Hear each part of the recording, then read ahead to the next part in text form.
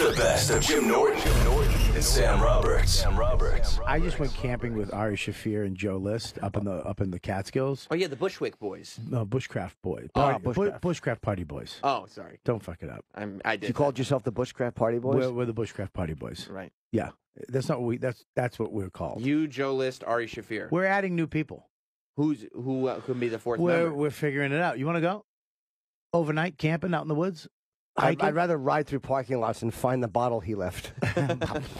That's obvious. Right. No, I don't like camping, buddy. Little ice, still good. You'd love it. You'd actually like the hiking part. And oh my God, I'd fucking hate it. Why? I hate hiking. Why do you think everybody likes hiking? Hiking stinks. Hiking's the worst. I love it. It's all uneven ground and twigs. Yeah. Fuck that. Bugs. Fuck you. You got a car, right? Yeah. So I you need to hike for. despise hiking. I had to shit as soon as we got to camp.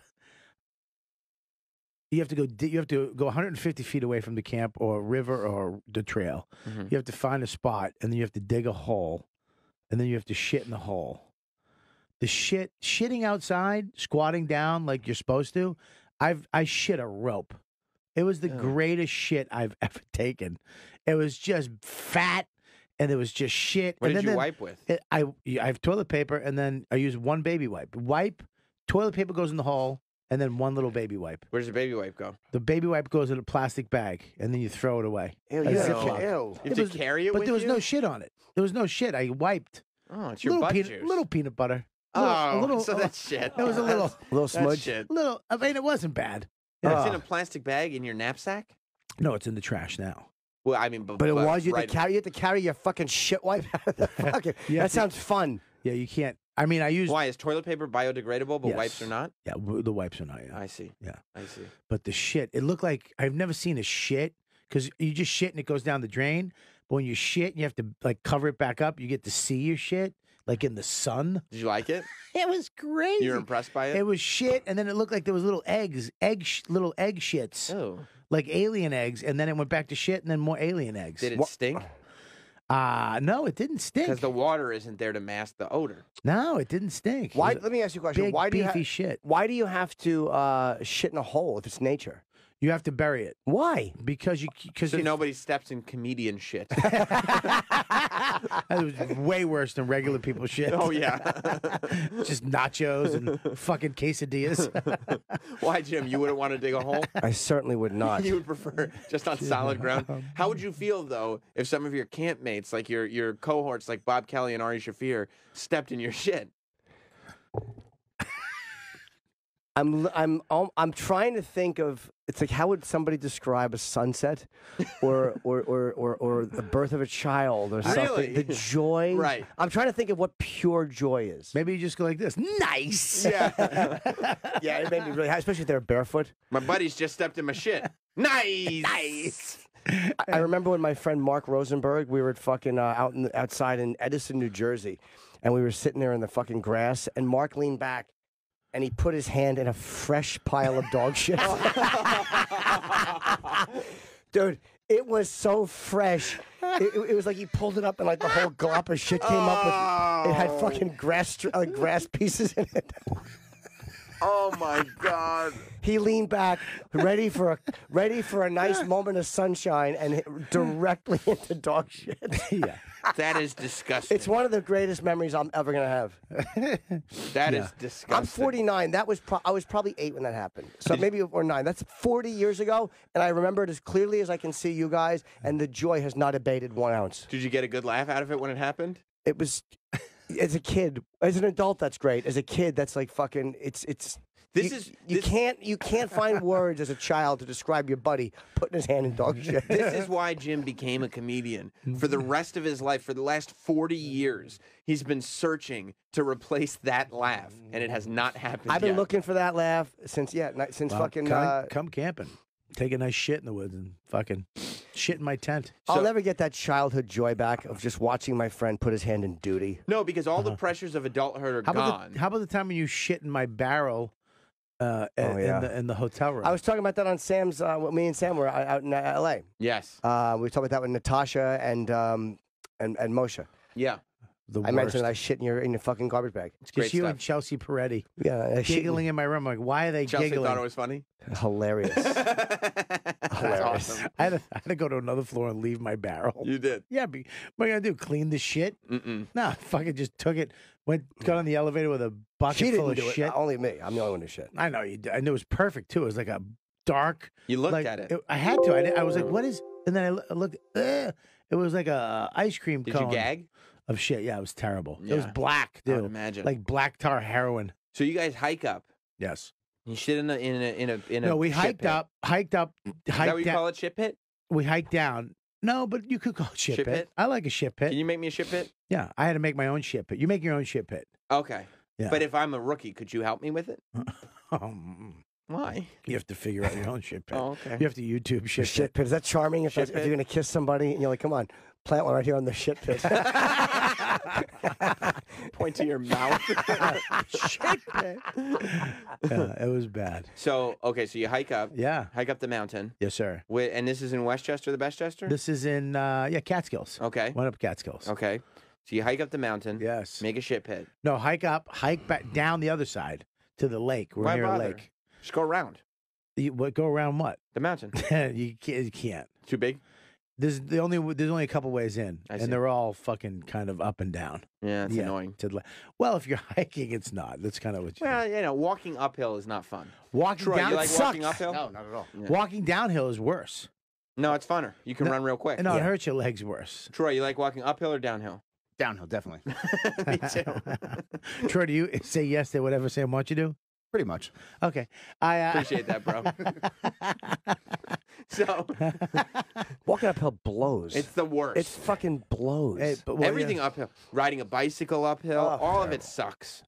It was pretty fucking tough. Exactly. It was really tough. So then you walk downhill. Downhill was easy, but it hurts you. It hurts.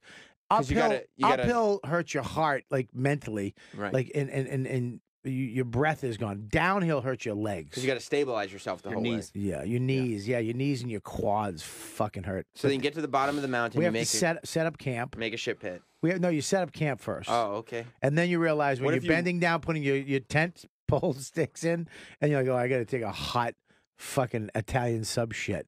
Right. Did And you have an that- Italian sub before you left? Before we left, yeah, the hike. Is that camping food? Well, no, we brought camping food too. Okay. Little, But you guys had subs right before? well, that was Joe List's thing, dude. We should get a sub.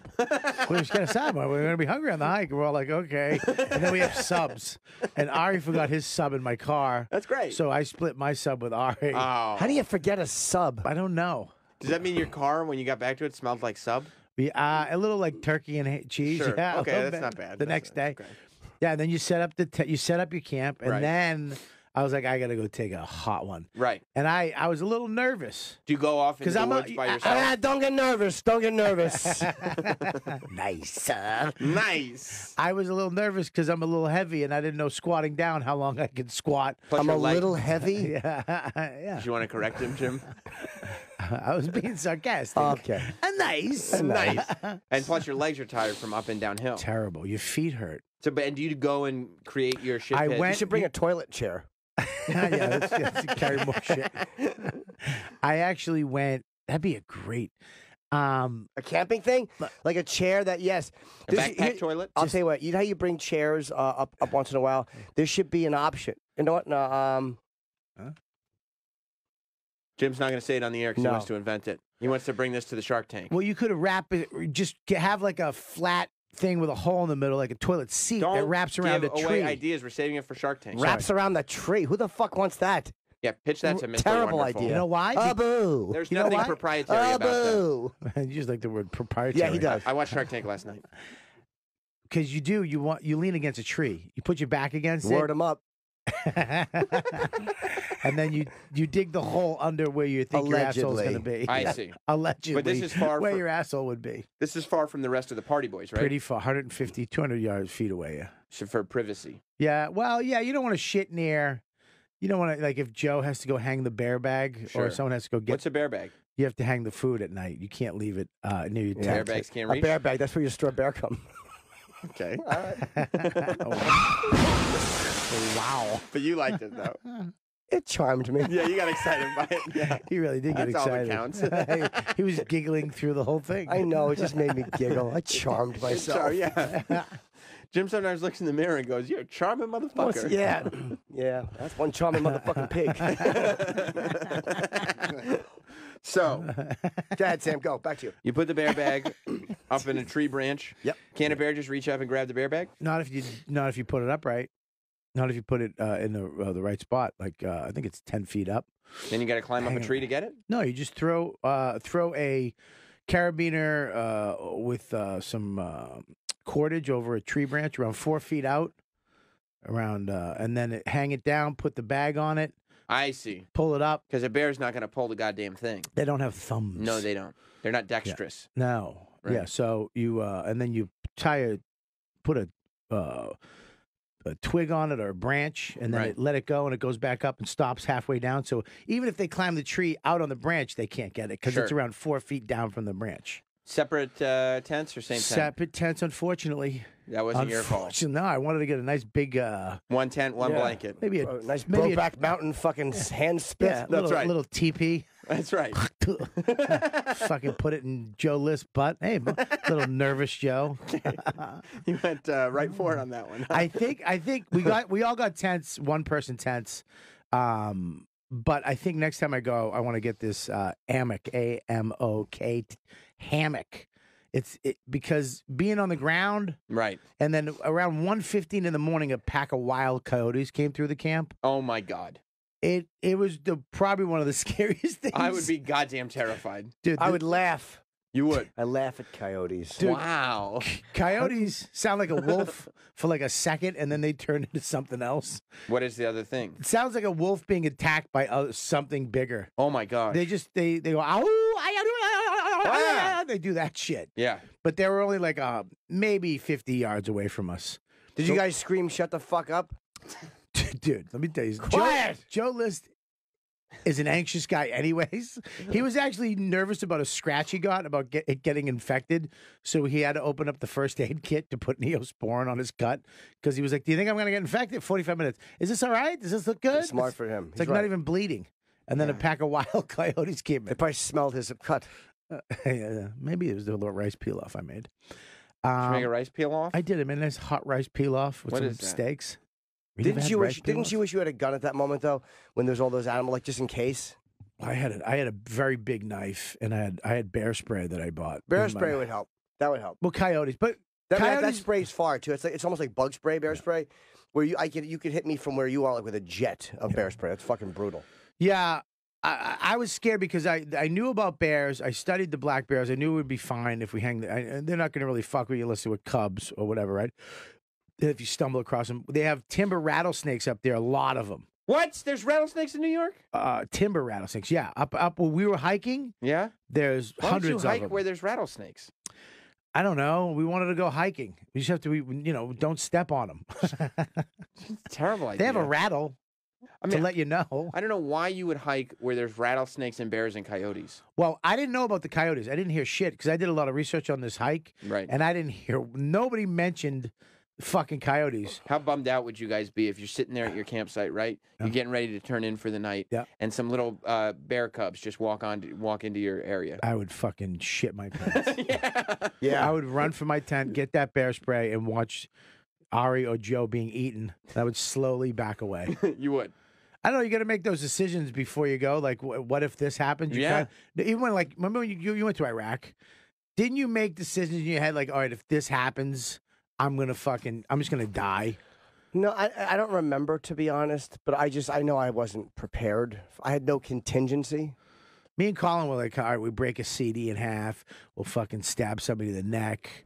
We'll fucking try to hide in the sand. You had all kinds of plans. We would try to make up plans like if something happens, if we get captured, just let it fuck them. We'll just annoy them until they either laugh or cut our heads off. So what was the plan if a black bear came with her cubs? If a black bear came with her cubs, I would go At pet night- them. I'd pick the cub up you don't and wanna say, do that. get out of here, or I'm going to throw it. you might not want to Smart. do that. You might not want to do Well, that. because the mama bear's not going to want Jim to hurt her cubs, so she'll go, okay, all right, Back up. okay. She's gonna slowly back up, Right, okay. Just Grab- don't hurt the cub. take the other cub, and just say, no. The other cub will be mad, be like, fuck that, mom, and he'll be like, no. Let's Yeah. let this little thing take your brother. We'll get your brother back. That's right. Yeah, That's No. right. Smart. that did not happen, thank God. But I How would amazing flip was out. that deer footage, by the way? We talked about that on the air, didn't we? What? I don't think. What deer footage? The footage of the hippo chasing the baby deer. I don't think we talked about it on the air. Did you see it? I don't think so. That's why I don't think. Oh, we I'm talked sorry. I about didn't mean. It just reminded me of a mother and her fucking. We're talking about nature. It works. Yeah, It works. the footage of look for a hippo chasing baby deer. Yeah, it was fucking creepy though. Coyotes were fucking terrible. Is it angry hippo crushes antelope? No, no, right there, Antelope? baby deer saved by. Wait, Is that the same thing? Is that like the fruit? no, that's not it. Like a cantaloupe? Oh, is it a cantaloupe or an Yeah. antelope? No, it was a nice fresh cantaloupe. I love a cantaloupe. Yeah. Nice fresh cantaloupe. You Hippos are the most dangerous animal there is. guys- They say yeah. hippos kill everybody. everything. Yeah. Yeah. They're fucking the one where the mother gets in front of the fucking. I So what was your plan if the bear attack happened? Well, the bear attack thing. If it happened, I had the bear spray. But Then I you had would the let knife. you would let your friends die. But you have to kind of make that decision. Correct. Like, I got a kid. Right. You know what I mean? But the coyote thing when it happened, it was they just went to sleep, and it was so relaxing. It was so we had a fire going. We were smoking Cubans. It was crazy cool. And then you hear the zipper. I was already in bed. You hear the zippers go up and people rustling in the tent, and we're like, it's dead. You just hear these frogs going off. You're a 4-hour walk from anywhere. Oh my God. So there's no way if something happens, someone has to walk out 4 hours and 4 hours back, or Right. maybe 6 hours if you ran. You could probably do it, but Well, they have to walk out 4 hours, but maybe they'll bring a car back, or you can't get a car over the. you can get a car up one of the roads, But you're maybe a still range looking or at something. You're 5 or looking 6 at you're hours, looking yeah. at a long time. So then we all went sleeping around 1:15. We're just lying there, and it's just so quiet and so awesome. And then these coyotes, dude, pull up. Can you pull up coyote sound? Pack a coyote. It's the worst sound I've ever heard in my life. I'd like to hear what it sounds like. It was so, and they went off for like a minute and a half, and then there was dead silence between the three of us, and everybody was still up. Oh, okay. Okay. But- Here's coyote sounds. It just sounds like a dog barking. No, he's That's not that scary.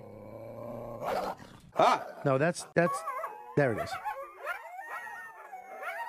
and that's how you know there's a pack of them too. Yeah, That's terrifying. That's Wow, I go out and pet them. They're probably nice. well, you're good with animals. Yeah, they sound like dogs. Yeah. 50 yards away from Give them the a piece tent. of cheese. Get a squeaky toy for Yeah, him. give them a piece of cheese. There's nobody around. cheese. There's nobody around, and then you just hear Joe List went, Bob, what do we do about that? And I went, I don't know. And he went, what? He was like angry with me. Like, what? He's pissed. He was mad at me. Yeah. Because I did all the reading. Like, I knew what to do about bears. And I was Right. teaching him all this shit about the bear and blah, blah. And he's like, what? Did you carry the bear spray when you went and took a shit? I had the bears. I literally opened my tent. As soon as I heard that, I grabbed my big knife. Would you have And been happy if he took the bear spray with him when he took a shit, and then while he was shitting, he accidentally dropped the bear spray, and then it was covered in shit? No, what I would be happy is if he dropped it and it fired into his asshole. So you grabbed the bear spray and then. But I had a really big knife. Right. I had my bushcraft knife. Oh, I forgot. You had one custom made. I had, yeah, two. Good. So I had my bushcraft knife. I gave Ari a knife, a pretty nice knife from Finland. Oh, okay. And then I gave Joe this fucked up little buck knife.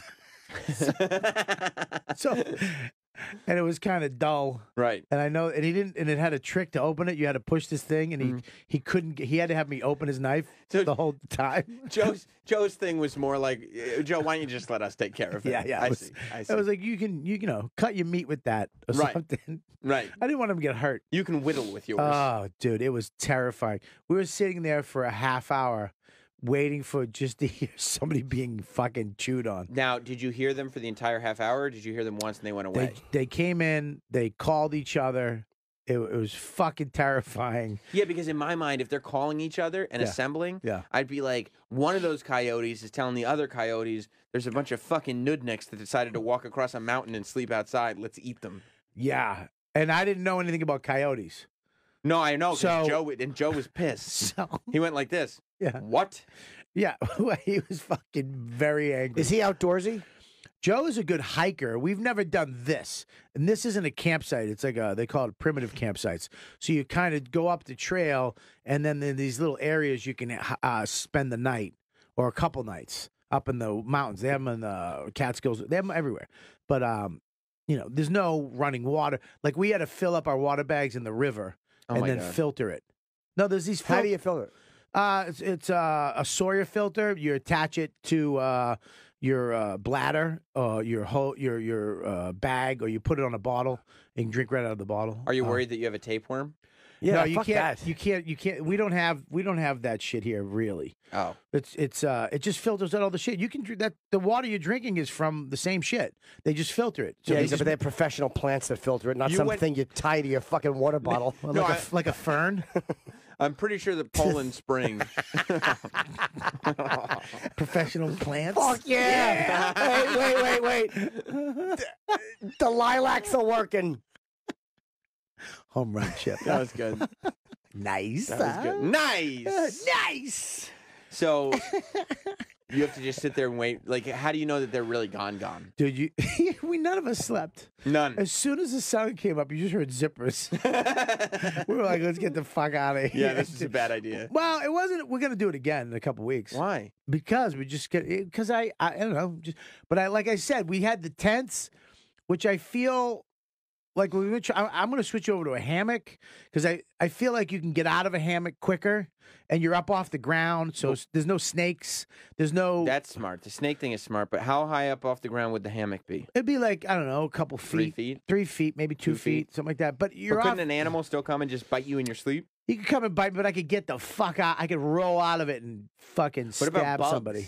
Bugs no, will get you in a no, hammock. no. This hammock one that I want to get. Yeah. It's you can actually, it has a sleeping pad in it. Okay. So you can, I'm a side sleeper, so you can lie on your side, but it also has a built-in bug net. So you just get in it and zip the shit around, and it has a tarp that goes over it, so if it rains, you don't get wet. That's fun. It's pretty cool. And it's sleeping in a hammock is one of the most comfortable ways you can sleep because I like beds.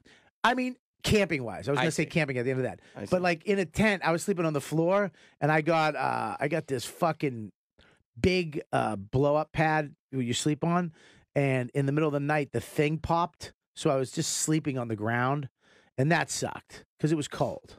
I would hate this experience. After the coyote thing, my sleeping pad popped, right? And I was like, fuck.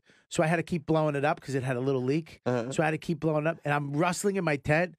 And I scared the shit out of both of them because they thought I was being attacked. But I was just pissed off because my knees and hip bone were cold.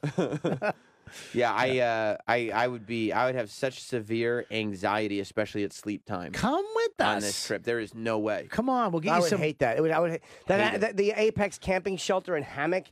It looks kind of Amok. this one's called Apex. AMOK. What about That's this amok. one?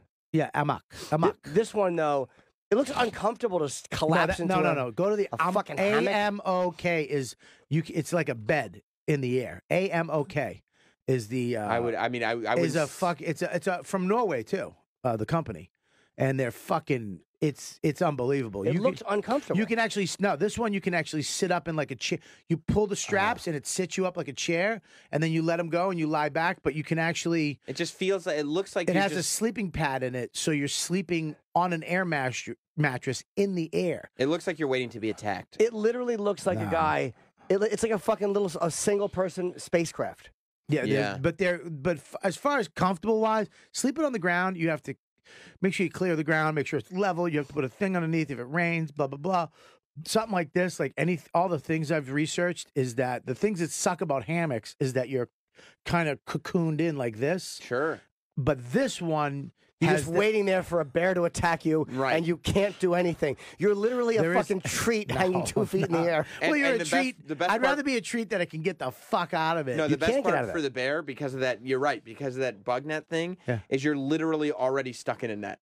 Yeah. If that bear comes and attacks you, you're stuck in a net. You're like a fucking a cod stuck in a. That's right. A fishing 100%. net. Yes. Oh, you got to tie them around a tree. Who the fuck? So easy. You wrap it time? around the tree. Dude, it looks terrible. It's great.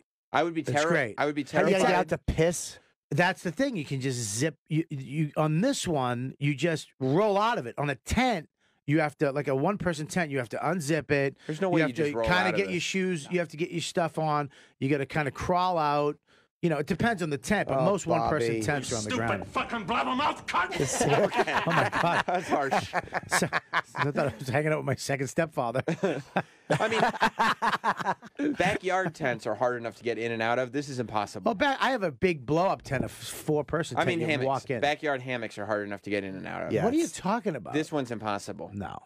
Everybody gets all wrapped up in them. No, this one you just sit in. Dude, if I went with you, I'd be terrified, and I'd be trying to come up with reasons to keep you guys up all night so I didn't have to sleep by myself. Why don't you come with me? I'll get a 2-person tent. I don't want to sleep in with me. No, because then it gets Sammy, even weirder. No, it's not going to get weird. It's going to get warmer, not weirder. Wrong W. I'm sure it'll get warmer, but I feel like just old memories will start to come up with you, and it'll get. Come on, you wear that little number you used to wear. I don't want to do that anymore. Why not? You come with me. I get a 2-person tent. Me and you. We'll get in there. I get a nice little pad. We'll get a nice little double sleeping here's how pad. it would start. Remember when you were an intern and you would remember the stuff you would do? What would you do? What kind of stuff? First round thing's gonna happen. I'm gonna reach around and put my middle finger in your belly button just to make sure you're warm. Oh my gosh. That's a cool way to hold them there from the back too. Yeah. So he tries to scamper away, you dig into the belly button. It's like, all right. That's the way. If I got another scooter, I'd have Sam ride from the back with both fingers in my belly button. Get the other one in there. There's room. There's a lot of room. You would just hear a gulp, one finger in my belly button, and just me. No, you just hear my hernia pop back in. Look at Jim's face. Yeah, at no point in my life am I ever going to be outdoor camping. It's not going to happen. I'm not even going to glamp, to tell you the truth. I used to be into it. And I got out of it living in the city. But now I'm getting back into it. But you would like it. No, I wouldn't. Well, you like fishing. Whatever happened to that boat you got? I got it. I'm going up and using it. I use it every year. Okay. I use it every year at it's at my Uncle Jimmy's. He lives on Golden Pond, that actual lake. He has a huge house up there, and I have my boat up there, and we go pond fishing all the time. I like staying in my basement. I like playing PUBG. I like watching my shows, my programs. You know, there's nothing. I take Max hiking all the time. We go out in the fucking woods, hike around. Dawn's going with me. We're going camping. I'm taking the kid and the wife to an actual campsite, family campsite. It's called car camping. You pull up, you set up a tent, and there's all kinds of shit. What do you do if you take a kid camping? If it's just you and your son, or you and your daughter? Yeah. And then the adult has a heart attack and dies. The kid fucking lives in the woods, becomes Tarzan, makes friends with something like Gandolfini. It happened to him in the hotel. He was out with his kid. Yeah. He becomes Mowgli. And the kid was like 12. Yeah. Well, you have to make sure before you go hiking. I mean, not like 6 months ago, every test in the world done on my heart. Oh, you did? Okay. Yeah. As soon as Colin had a heart attack, I fucking got everything done. Did you get all checked out at all? No. Are you good? I have over the years. Well, even though you're in shape, you should get plaque and shit like that. Yeah. You should get, you might have a nice hot widow maker. Not that it'd be a widow, it'd be a fucking bachelor maker. Yeah, I'll go get checked. My heart feels nice. Pew, pew. Back to being a bachelor. Yeah. There's nothing about this that would appeal to me. Yeah, and I'd be sitting there and I'd go, I'm camping in the woods right now. Yeah.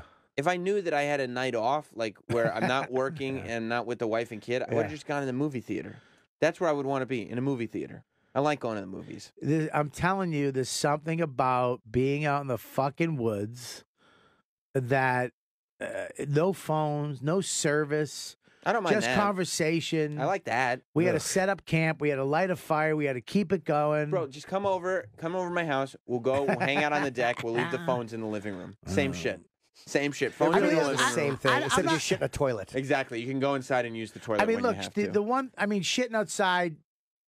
was, no pun intended, shitty. Actually, by the way, complete pun intended. Total intention. Listen, but it was. And then when it's time to go to bed, we're all sitting out on the deck. We can smoke little Cuban cigars. Yeah. We can put a little bonfire going or something. And then when everybody goes like, "All right, you guys ready to pack it in?" It's like, yeah, go back to your houses and sleep in your beds like people. I don't know. It was fun. I mean, Ari does it all the time. He's actually hikes and does it. Joe hikes a lot too. But by himself, he goes? They hike a lot, yeah. Because there's an app I have on my phone that you can just, wherever you are, type in, it shows you the trails around. Me and Ari last year for Just for Laughs, me, Ari, and Big J. I remember. We rented a cabin in the woods and we went hiking out there from the back. We were supposed to go camping, but it was raining. It was all fucked up. But we planned this a year ago and it was cool. We're going to do it again. There's a waterfall one. We're going to go up in the Catskills. Are you going to try to do it like Bushkill Party Boys? Bushcraft Party Boys. That is what it always will be, and we're going to add somebody else to the. We're going to add a fourth. Are you going to camp in a cabin again, or are you going to go to Montreal and be Bush League Party Boys? No, I think this year. I think the next time we go camping, I'm actually going to switch over to one of these, this hammock thing, because the tent thing on the ground, you have to. I don't know. They worry about like a fucking snake coming up and sleeping. Hammock. What happens if you find a couple of redwoods? You have to park in a parking lot and use the. All right, nice. Why? Yeah, I thought I had it, but I didn't. Halfway through, I was like, I don't got it. Do you ever go? You're in the woods and you're lost, and you're like, "Don't worry, I know the way home." And then you walk for 4 hours, and then you realize you walked in a circle. That's how Tarantino's one of his editors died. Like that woman. Is that right? Susanna, whatever. Her name. She was like, one of his because his editors are amazing. I see it in my movies. I think she was his main editor. That always happens in my movies. I just saw the Sally Menke. Yeah, a lot of people die like that.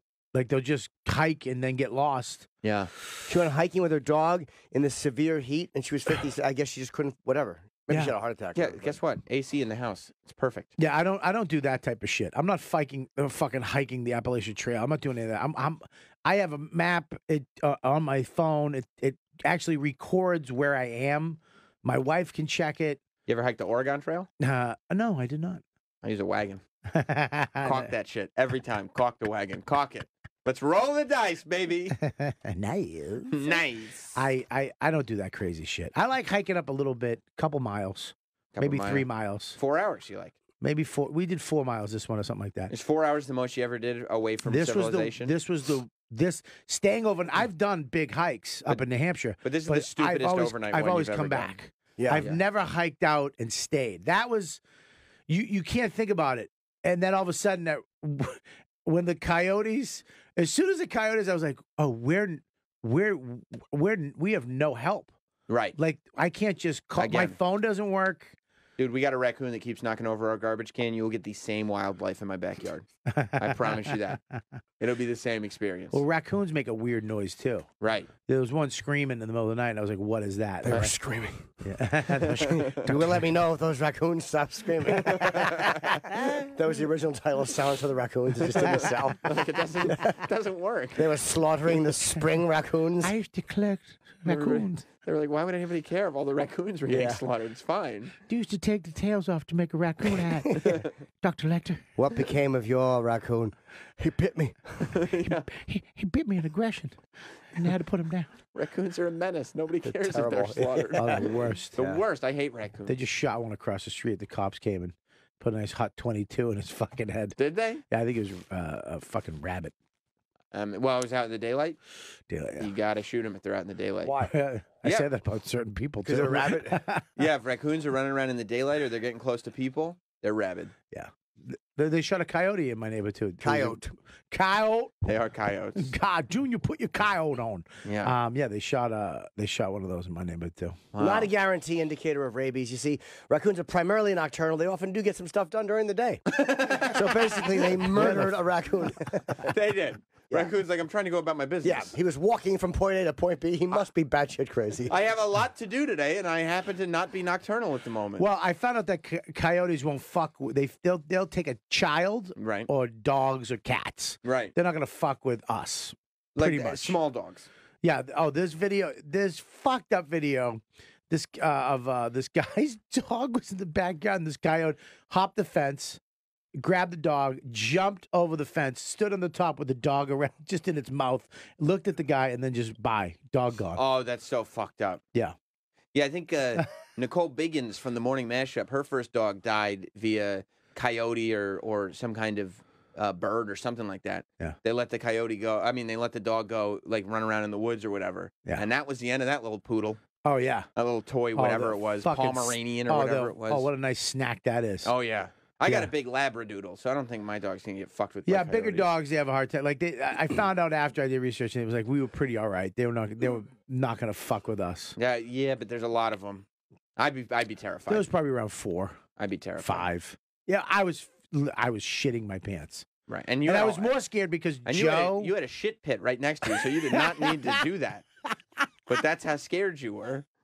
I like the shit pit. Yeah. Yeah, I'm looking at these videos while Troy's playing where coyotes are attacking family pets. And one woman saved her dog. She ran out. Yeah, that's But he dope. was tearing the dog up. Yeah, And the dog, I look guess, at that. lived. Look at that fucking thing. There's biggie dumb ears. Yeah, fuck a coyote. How much does a coyote weigh, though? That's 50 a small. pounds? That's actually a small one.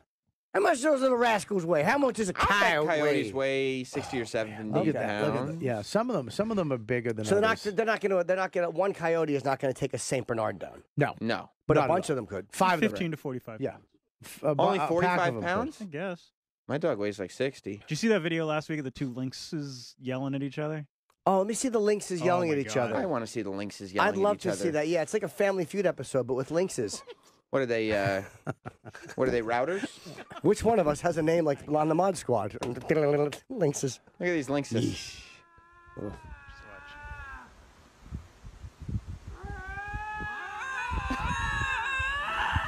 It's like every relationship I've ever been in. This is Jim Norton and Sam Roberts show prep meeting. This is so freaking cool. That's amazing. It'd be great if you just heard 2 gunshots. A nice fucking coat made. Nice feet, dick. Oh my God! Look how long their feet are. They really do. Oh, they touched. The girl filming it freaked out a little bit. They're in a car though, right? Yeah. So they touched heads for a moment. And then swatted. They keep bowing their heads next to each other, and then they don't touch. But the minute that they touch, they freak out. Would they let you pet them right That now? looks like every fight in the West Village on a Saturday night. They're starting to chill out, I think. Like, what are we fighting about, really? Yeah, come on, guys. It's just a piece of pussy. It's nature. We'll share it. You think that's what it is?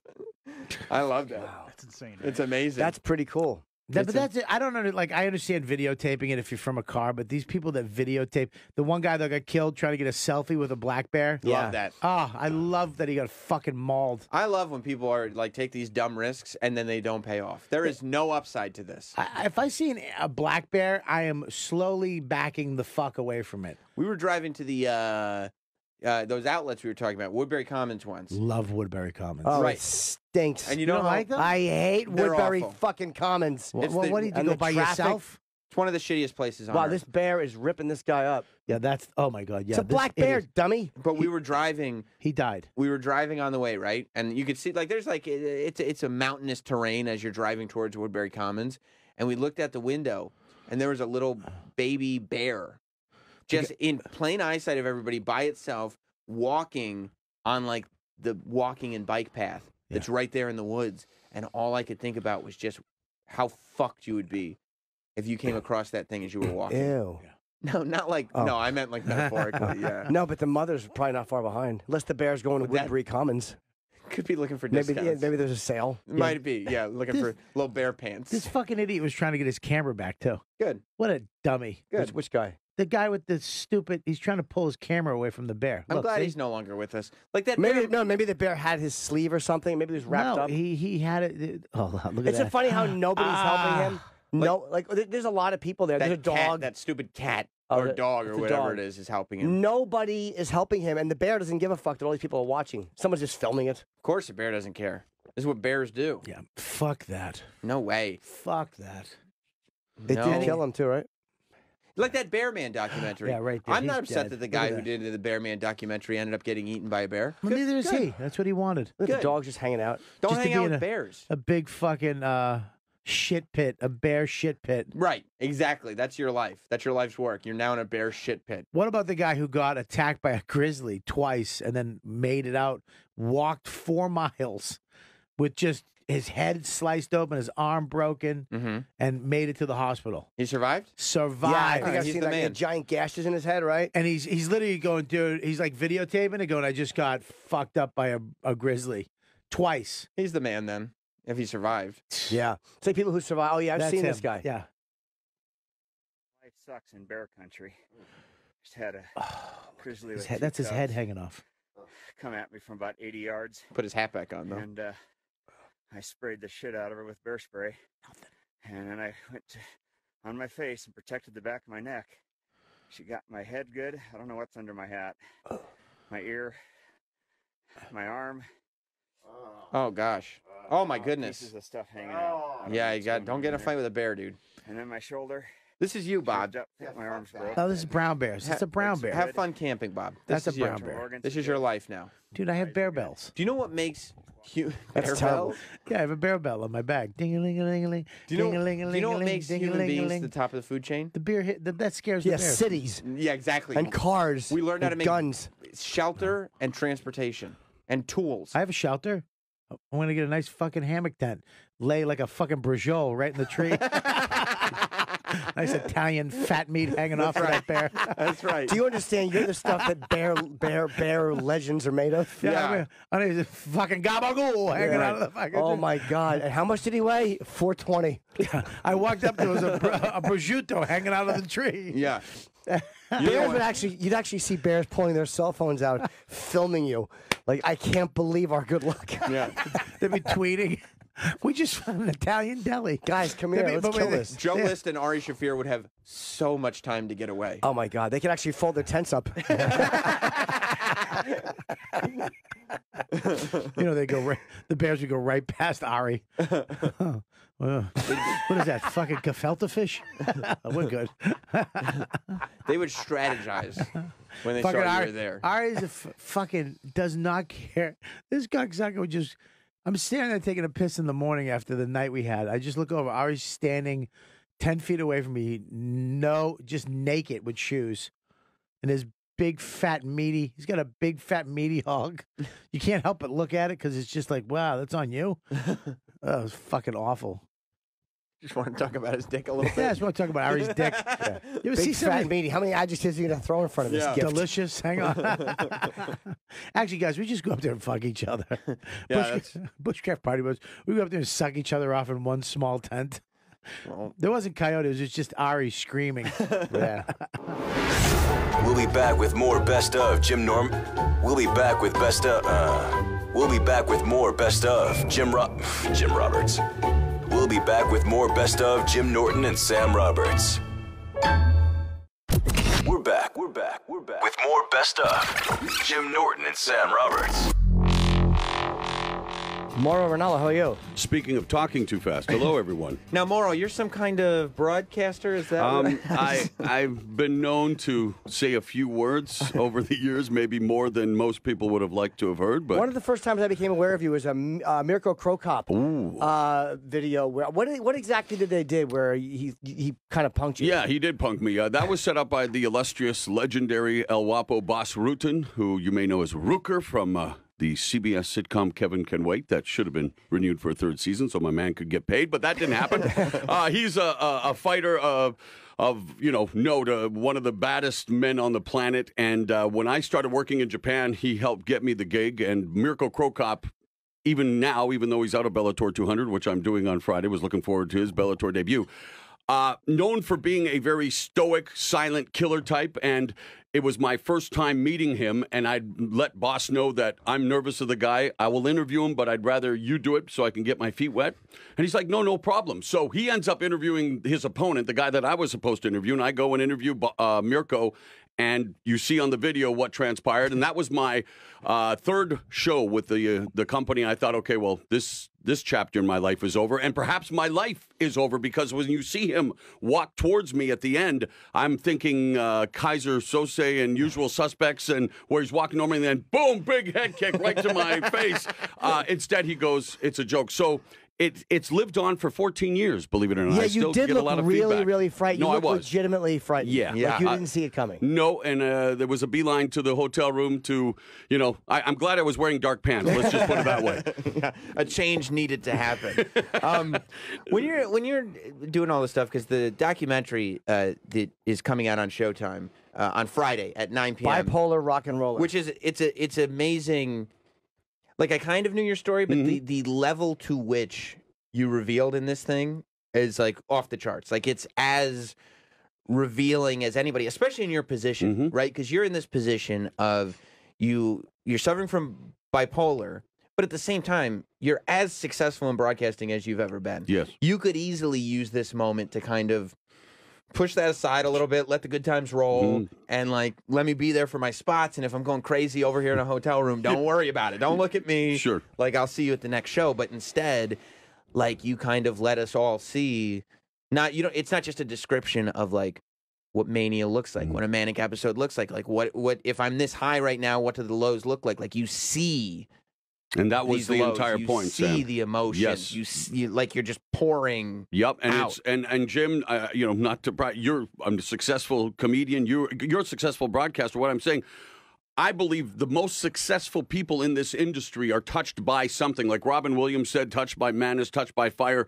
For me, it has been a constant struggle of trying to just, for me, work is therapy. And because of what you see, back up, the documentary had to be as revealing, as raw, as uncomfortable to watch, or else there would be no point to it. Hey, we all have a unique journey. We all had a dream as kids. Some of our dreams came true, but the point of this doc was we write about it, we talk about it sometimes, but no one, like you say, has made it as clear as we tried to do in this doc, what mental illness looks like. And it's the invisible illness. We're not in a wheelchair. I'm not on crutches. People have this, it's all about the stigma. Snap out of it. You're just lazy, or you're just looking for attention. Well, here you go. This is what it looks like. Am I looking for attention, or am I suffering human being at times? Right. And that's where I want to just make it okay to not be okay. It's not just looking for attention, because there's times where, like, I deal with my own nonsense. Sure. We all do. But when you're dealing with it alone, like, you're by yourself, Right. and you're thinking, like, life is good, I got to jump off the balcony. Yeah. It's crazy thinking. Jim, alone in a crowd, I can be, and this is it, like this, Linus had his blanket, these headphones, this microphone, even though it's antithetical to what most people would say, because public speaking after death, the thing people are afraid of, or being on camera, this is my security blanket. And so for me, even the moment I take it off, and people milling about backstage, or people coming up, "Hey man, big fan," I'm immediately, oh my God, and there's this sense of jubilation, because wow, you get to call the biggest fights, and look at TakeOver New Orleans, man, one of the greatest events ever. Yeah. I should have been riding that high forever. Instead, not even moments later, I'm like, oh God, I'm a fraud. Oh shit, they're gonna fire me, or See through me, yeah. It's unbelievable, and Which is especially, that's why it's especially unbelievable, because you go over like all the shots that you've gotten, and the fact that even like you talk about TakeOver in WWE. The last year's been ridiculous, my man. Klitschko and Joshua in front of 90,000 at Wembley. Mayweather, McGregor, second biggest pay-per-view ever. AJ Styles, John Cena, 2017 match of the year. They all so. Without the condition, without the illness, the career from literally growing up on a dead-end road in a farm in BF nowhere to doing all of this, it's bipolar in its own sense. And even now, I sense, look at me getting more excited, more rapid, more. It just happens. Isn't it it's like and I've described it before. I don't know how to say it. It's like a chemical dump. Yes. Like it starts at the top of your head, and you feel it like wash into your upper chest, and it can be comforting, or it can be very painful. Very well said, Jim. But it's something that is, you can't describe what it is, but whether it's a sexual rush, or it's a rush of depression, and then all of a sudden it becomes elation. Like it's almost like it's a warmth. It's menthol. Do you have a camera in my? Did you? surreptitiously put a camera in my life and been watching? Because you're describing it to a T. Well, if you have a toilet, I put a camera there. But honest, well, how well said is that? And you just said it's hard to describe. And for us who talk for a living and do it quite well, I would imagine, that's why it had to be visceral. It had to be visual. I remember Ron Howard, A Beautiful Mind, Russell Crowe, and how he depicted schizophrenia. And I thought for the first time in my life, dealing with what I'm dealing, man, this guy, he gets the poetic, the creative nature of all this, because let's face it, and they're bipolar in definition. I don't think I'd be here sitting with you guys if I wasn't the manic part of it. I believe that has really proved to be the jet fuel that has let me reach all of these heights of success. So, sorry. There is a positive to the negative. That's what I was literally just about to ask. When do you look at yourself and go, I'm kind of glad I'm this way because it fuels me creatively? Or do you ever go like, I just wish I was, like, do you ever look at people who are in a happy relationship and are just content? Like, oh, we had a great time. We watched a movie, went to bed, and you're like, I wish I was that person. Like, I would love to know what that's like to be that person. Great question. Absolutely not, because most relationships I've been subjected to are just not happy, even though they say they are. And that's the other. People always ask, well, how do you deal with personal relationships? Last time I had a serious relationship was 15 years ago. Again, Jenny Neidhart, Natty's sister, Jim Neidhart's daughter. She's in the movie. And that I've always been drawn to people who either get me totally or just want to ride the wave of mania. And as you see, even in the doc, but we used to have get-togethers at my friend's place. I was a nightclub DJ as well, and it's, we go 4 hours of spinning, and then we go until 5, 6 in the morning at their place just improvising, doing our own version of SNL or whatever. But looking back now, sure, if for a first glance that's entertaining, but holy shit, there's some what's up with, and I wasn't on anything. I wasn't on cocaine, or I was drinking. The only self-medication I did before really trying to find right treatment was I was drunk 42 days in a row, and it wasn't a good thing. But, and as has been broached, the only thing I have found to keep me, hanging on, as Kim Wilde would say, cannabis. And I don't know if it's what it is in THC that with my chemicals or my makeup, and this is what's so frustrating, guys, as much as I'm trying to bang the drum, we have Mariah Carey and Kevin Love, DeMar DeRozan, Logic, and all of these actors. Jim Norton is doing his thing here today as well. We need to raise voices, but we still don't know what it is. Is it a chemical imbalance? Is it hereditary? Is it a product of our environment? I know that it's multi-generational on my mom's side, especially when it comes to depression. But in terms of treatment, we need more money, not less. Look what's happening to our military veterans. The amount of feedback, you guys, just based on the trailer that I've received, predominantly by men, and how open they are in sharing with me their fears, their struggles. I had an 18-year-old girl from Germany email me this morning, literally saying, and it, I can break down or whatever, saying that just seeing the trailer has inspired her to get help. She was going to kill herself. So for me, it's not about being messianic or I'm Jesus. I want to help save lives that are they're dying unnecessarily. Mm-hmm. Well, how does it make you feel? Like that's an amazing impact, because you do sports for a living, you do this great announcing, and then you reveal something personal, and you actually realize that people are changed by it. This is why I'm on this earth. Honestly, Jim, I've always wanted to perform. Buddy, you have no idea how much respect I have for stand-up comedians, because to me that's always been something. Wow, I'd love to just try and see. And then the crippling, debilitating fear of bombing is it's just so. For me, it's this. I want to be an advocate. I've always looked out for the little guy. I can remember being 8, 9 years old at school. We'd have hot dog days, and 75 cents. You get your little chocolate milk and your hot dog. And there was a boy there twice in a row. He didn't participate. And this is in the 70s. And I'm like, I went and robbed change out of my dad's pockets so this kid could have part of hot dog day. And I'm not, what a great guy. But that's who I am. That's how I'm wired. You're a thief. Robin Hood, baby. But seriously, I've always loved the underdog. We all do, but I know that in many ways I am. So I wanted to show people, look what I'm doing. It's a constant struggle, but talking about it like you guys are allowing me to do, and having just your support network, Sam. Jim, you're now my support network. I have so many people who are wanting good things for me. I want others to feel that, because people are suffering in silence, and it's costing them their lives. When you go and you showed, it kind of surprised me in the documentary that you talk about the cannabis and how that's what helped I'm you. surprised they allowed it. Well, that's what I was going to ask you, whether it's because more and more nowadays I hear from individuals who have various different ailments that cannabis is what helps them, but I don't hear that from organizations. Have you had any blowback, whether it's from Showtime or WWE or Bellator or any of these, any organization? It warms the cockles of my heart that I have had nothing but unmitigated support, and I know why. It starts with Steven Espinoza and Showtime because Harris Usanovich, my best friend, who was the guy I let in and let, film all of this, wouldn't happen without him, by the way. He deserves, he spent his own money, was away from his young family for days. This was a labor of love for him because he firmly believed in the message that we were going to try to get across.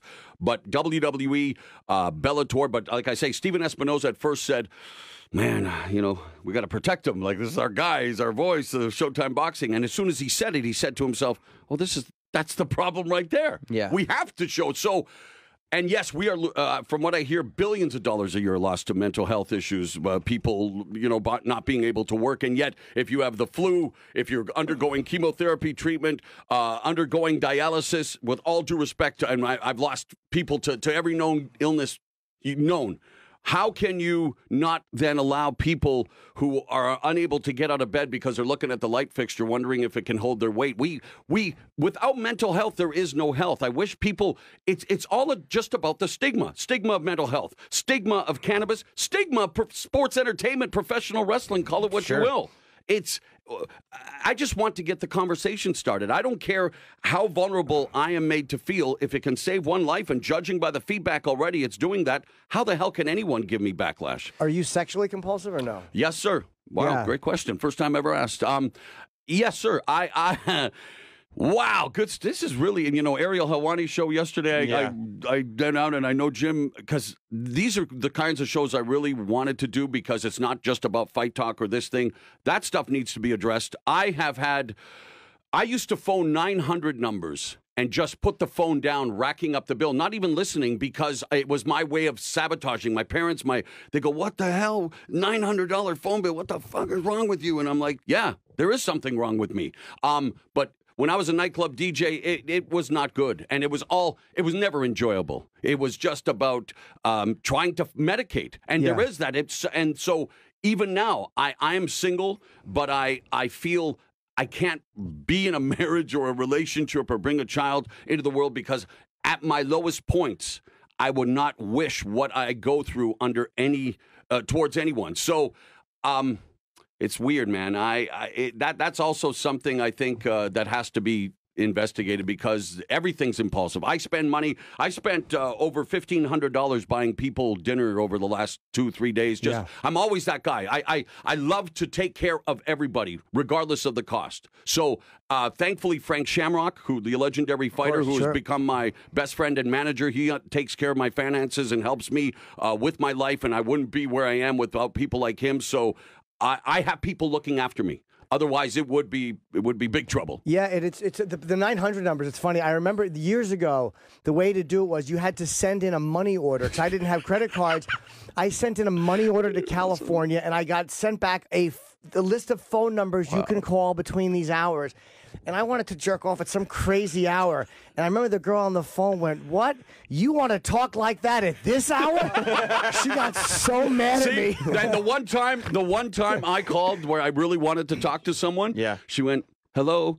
And I said, "Hey, how's it going? This is, Mark, I think was my nom de guerre, Mark." She goes, "Not tonight, honey. I got an earache." Oh, no. I'm like, "You son of a bitch." What? Has texting... Not tonight, I got a headache. Not tonight, I have an earache. Sorry. Has texting gotten you in the phone? Because you got it right here all the time. You can't put it down. Yeah, I'm a phone addict for sure. Here, I'll tell you guys, and it was always made fun of. I was late to the Twitter party. I came in 2009. And guys, I have 222.1 thousand tweets that I've made. Oh my gosh! Well, you're also I'm very interactive, and you're a retweeting professional. Well, I'm the mayor of Retweet City, as you know, and it's part of my way of trolling other people on the. Hey, you guys wanted to create this wonderful thing? Well, here you go. I'll send you an avalanche of shit. But look, 222,000 tweets. So, I'm very much highly addictive personality. Are you a numbers guy too? Like, do you keep up with stuff like that? Like, 220, okay, I gotta go to 230, and I gotta. What's this say on my bracelet? 11-11. And that's been another, again, whether a sign, whether whatever it is. You know, there was a show that was on HBO that was canceled already, Here and Now, that actually had the 11/11 phenomenon as one of its storylines. And I'm like, it's been something that's followed me around throughout my life, and I've always thought, well, it has to be something. Go online, you see everyone's conspiracy theories. For the most part, it's a positive thing, but I am... Yeah, quirky in that way, and just, you know, the memory of names and stats and what. That's why the condition has really helped my career, but the personal toll has been severe. What do you like? Sorry, Sam. What do you like when you argue? Do you get? I tend to louder. get vicious, and it's almost like you're arguing with a movie screen. You forget that there's a real person attached. I get super loud, and I go to the jugular. I have like yourself. I got a very good vocabulary, but at my angriest, the vocabulary's gone, and it is very hurtful. And that's the other thing. Like, I've, you know, threatened my family's life when I was very sick. I've obviously threatened my own, but I go from being the sweetest human being. I'll never forget when I was at a nightclub DJ. I was dating the bartender, and I was so looking forward to seeing her beautiful girl. Hey, honey, this. I come in, I say, hey, honey, how's it going? I go into the DJ booth, put the records down. She comes up, starts massaging me. What the fuck are you doing? I'm like, and the funny thing is, guys, this is what really strange to me. It's almost like I I get out of my body and I see what I'm doing and I can't stop it. It's like watching a film. It's like watching it from another room, and then you realize you've hurt a real person. Yes. Yeah. And you're like, oh no. But what I'm like, a lot of times they say, you know, I've undergone blackout moments, I guess, where people have told me that, hey, this happened, and I'm like, wow, I don't remember that, but I remember even now, 20 years later, 25 years later, what I was doing. So why did I do it? Why, you know, you don't, and so I get why you want to keep it quiet, why you want to just stay in your little corner of the world.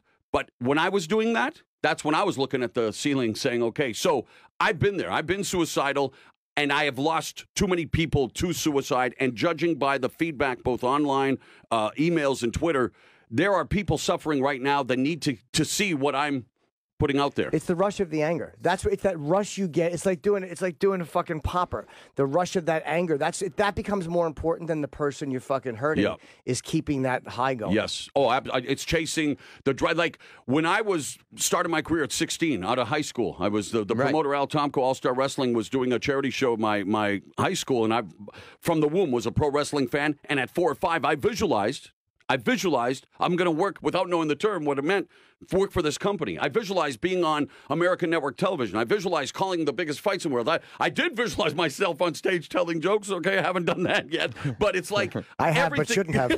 No, believe me, you are amazing, my friend. And I love, just like I say, even this conversation means a lot to me, because it's cool to have someone also sharing, which you're doing. And maybe you do a lot, which I appreciate. But for me, even looking back then, they were like, holy crap, you're a natural on the stick, your energy, this and that. But when I look at the interview, because we have VHS tapes from my TV show, my life has been on camera, all of it. Right. And so I'm like, holy crap, man, I look like I'm on cocaine or something. But it's just me, the rush. So the documentary is Bipolar Rock and Roller, and it's Friday at 9 p.m. on Showtime. So in it, you talk about a period that I was obviously aware of because there were a couple of spots. Showtime was one of them, and WWE was another one, where you had to walk away. Yep. And to your surprise, both organizations called you and said, no. We're going to find a spot for you. We're going to welcome you back in. So because I'm so attached to the WWE community, I was aware that when you when you disappeared from WWE at first, people didn't know you had a breakdown. A lot of people didn't even know about the bipolar thing. And what ended up happening was there was a lot of scandals on the internet and bullying this, and other people were getting blamed for that. Did you think that was a fair thing, or were you kind of going like, this isn't true? What's being reported here?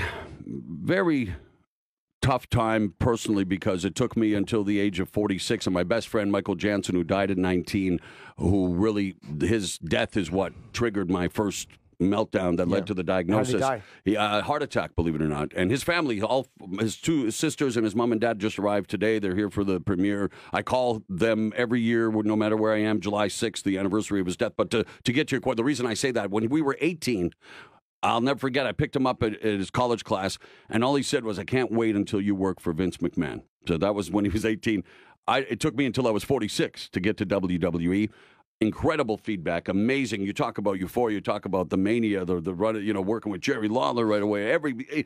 Incredible run. I quickly realized, wait a minute, as tough as this schedule is, and you know it, my man, what the sports entertainers, these athletes, 52 weeks a year, guys. It's amazing. It's unreal. And I'm just an announcer. So take that and add Showtime Championship Boxing, Bellator MMA, other VO. Like, I had this whole other 2 careers going on. I thought, I'm Superman. I can maintain. No, the schedule, the just the stress of doing all of it was starting to take its toll. And so, yes, you can, I don't want to address anything else because all of that is bullshit. And there were people that, of course, every working relationship you have to navigate. You're not always going to get along with everybody the way you would like to get along with your colleagues. But WWE, like you say, for all of its, the giant corporation that it is and anything you may have heard, Paul Levesque, Triple H, Michael Cole, they called me and said, we got to try. We know the quote from Paul Levesque was, Mauro, maybe I'm wrong, but I think this business is in your DNA. I said, absolutely right. How can we make this work? And it's funny because when they first approached me and they said, we want you to come and work with us, I said, is it for NXT? I love the underdog, the grind, so it worked out for the best, and I truly believe that this documentary, because I've heard from a lot of WWE folks, anonymously, whatever, it's hopefully going to help them as well, because all of us, we need to just release, and instead of, Jim, as we've discussed already, doing things harmful to ourselves or others, just, hey, what's the question you hear most every day? Hey, how are you? What's up? Do we really mean it? Do we actually listen to the answer? And do we think about the answer? Do you want to hear the answer? Exactly. When you listen to yourself, if you're watching a tape of a fight or something, and you hear your own voice, are you like, wow, I did a good job? Or do you think, like, I stink? Buddy, within minutes, I pick up the first mistake that I've made, and it's fuck off. It's done. And and whether it's everyone's got our process. I hear a lot of performers, a lot of actors don't watch their work either. To me, it's releasing it, whatever it is, whether you like it or you don't, whether you like the pop culture references or the energy or you don't. To me, it's my therapy. It keeps me alive. So, no, I'm never satisfied. And honestly, even now, I got these headphones on listening. It's like people always say, man, do you always talk like that? Is that your voice? Yeah, it is. And I've always been, well, you sound like an announcer. Well, I'm an announcer. I can talk like this and maybe get some Disney work, I hope.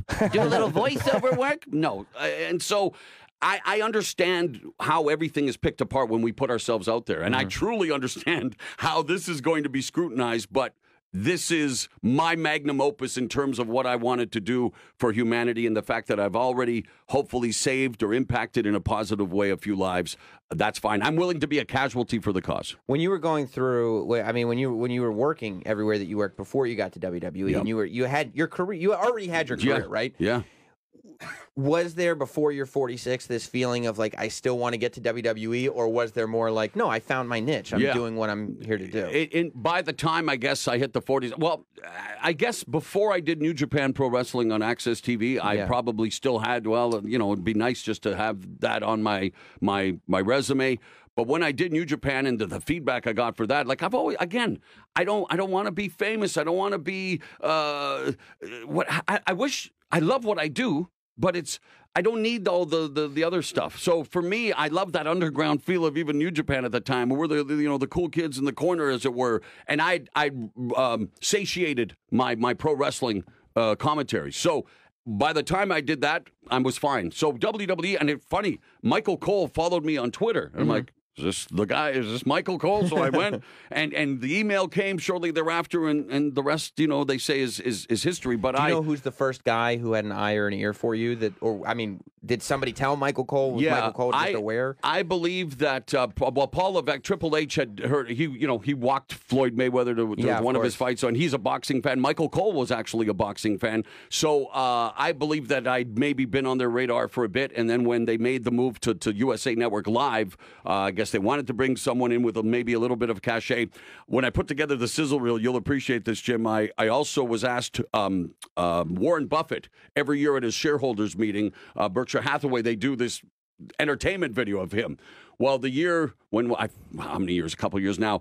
He fought Floyd Mayweather at MGM Grand. They literally got in the ring. They filmed this thing with all these celebrities talking, and I'm the voice of the fight, and I'm ad-libbing, me making my whatever comments, riffing off this thing, and Vince McMahon saw that and went, holy shit! If he can sell that, we'll get him. Do you have a moment you look back on and go like, oh God, that was the fucking worst? Like, is there a moment you look back on and broadcast that is your worst? Yes. What? September 2007, I believe, Hawaii, Gina Carano, Tanya Evinger. Tanya Evinger had said on the press conference, I'm here. I wish I could make out with Gina, but I'm here to knock her out. She's openly gay. That's fine. And at the time, even it was great to see that kind of conversation going. There was a lull in the fight, and I used the quote on the air. Just say, hey, this provocative quote. And so I say, and Bill Goldberg, my broadcast partner, I'm not going to touch that with a 25-foot pole. And I instantly, again, trying to be creative, ad-lib, go nuts, trying to make... Even my original intention was still stupid and gauche and should never have been done. But I said, I wouldn't mind... If they're going to kiss, I wouldn't mind touching with a 25-centimeter pole, meaning I'd like to be close to see them kiss. Obviously, it became where everyone thought I was referring to... the male part of my anatomy, thank you, and I was destroyed, and I know how upset, and rightfully so, Gina and Tanya were. By the grace of God, they're both class acts, and Gina Carano is just one of the most amazing human beings I've ever met, and we were able to put that behind us, I hope. But I did lose a show. I was suspended, rightfully so. My Showtime could have lost my entire gig, but again, the understanding being what was my stupid original intention. And in a court of law, I probably would be found guilty anyway of trying to sell what I was originally trying to do. But even that was stupid. So that was the low point for me as a broadcaster. Did you see I'm sure you've seen it, the video that WWE put out from the pinhole camera in the announce table? Yes, I have. And even that, it's funny. Family friends who've known me forever say, what's the big deal? We know that it's like everyone just figuring this out now, but it's definitely... WWE there's a pinhole camera in all the announcers' tables. It's really just used for communication between the back and the front, but they record everything. And so I guess they saw this and saw what Morrow was doing at the table in New Orleans.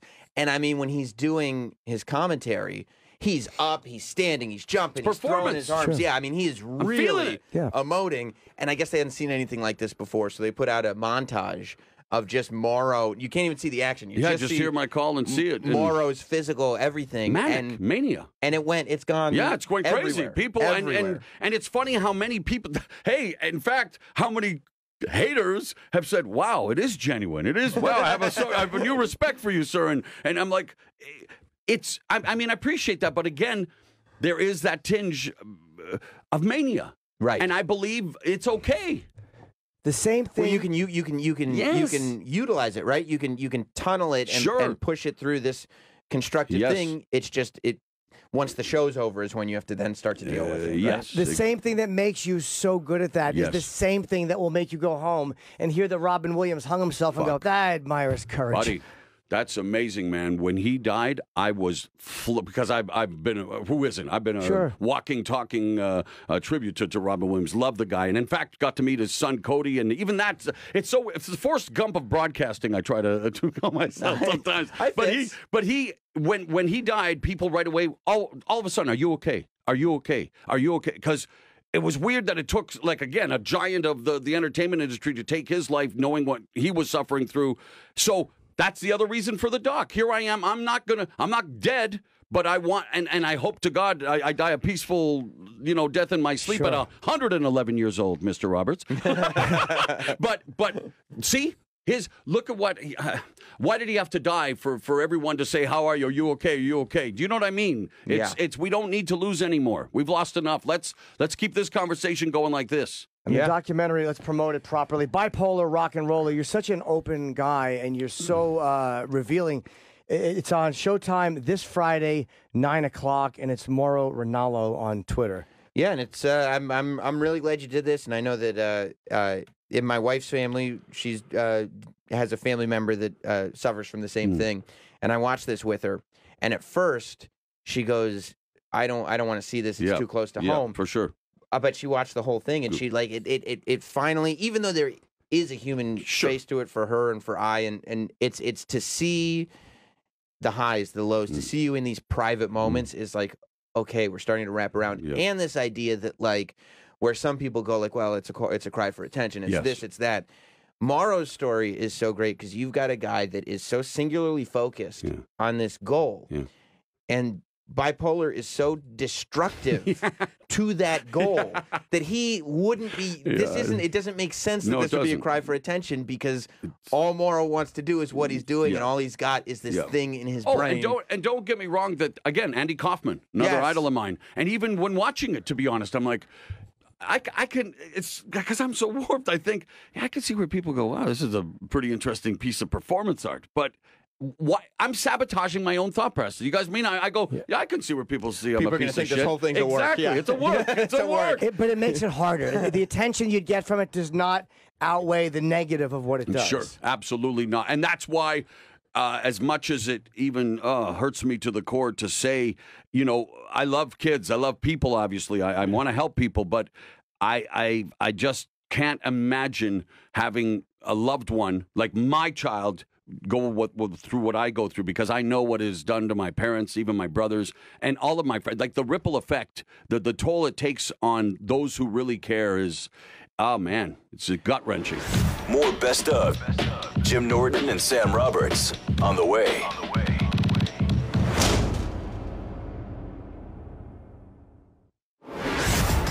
We are back with more Best Of. Jim Norton and Sam Roberts.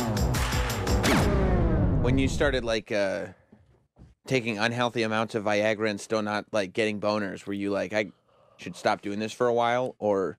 Yeah, well, Or not really, because it's...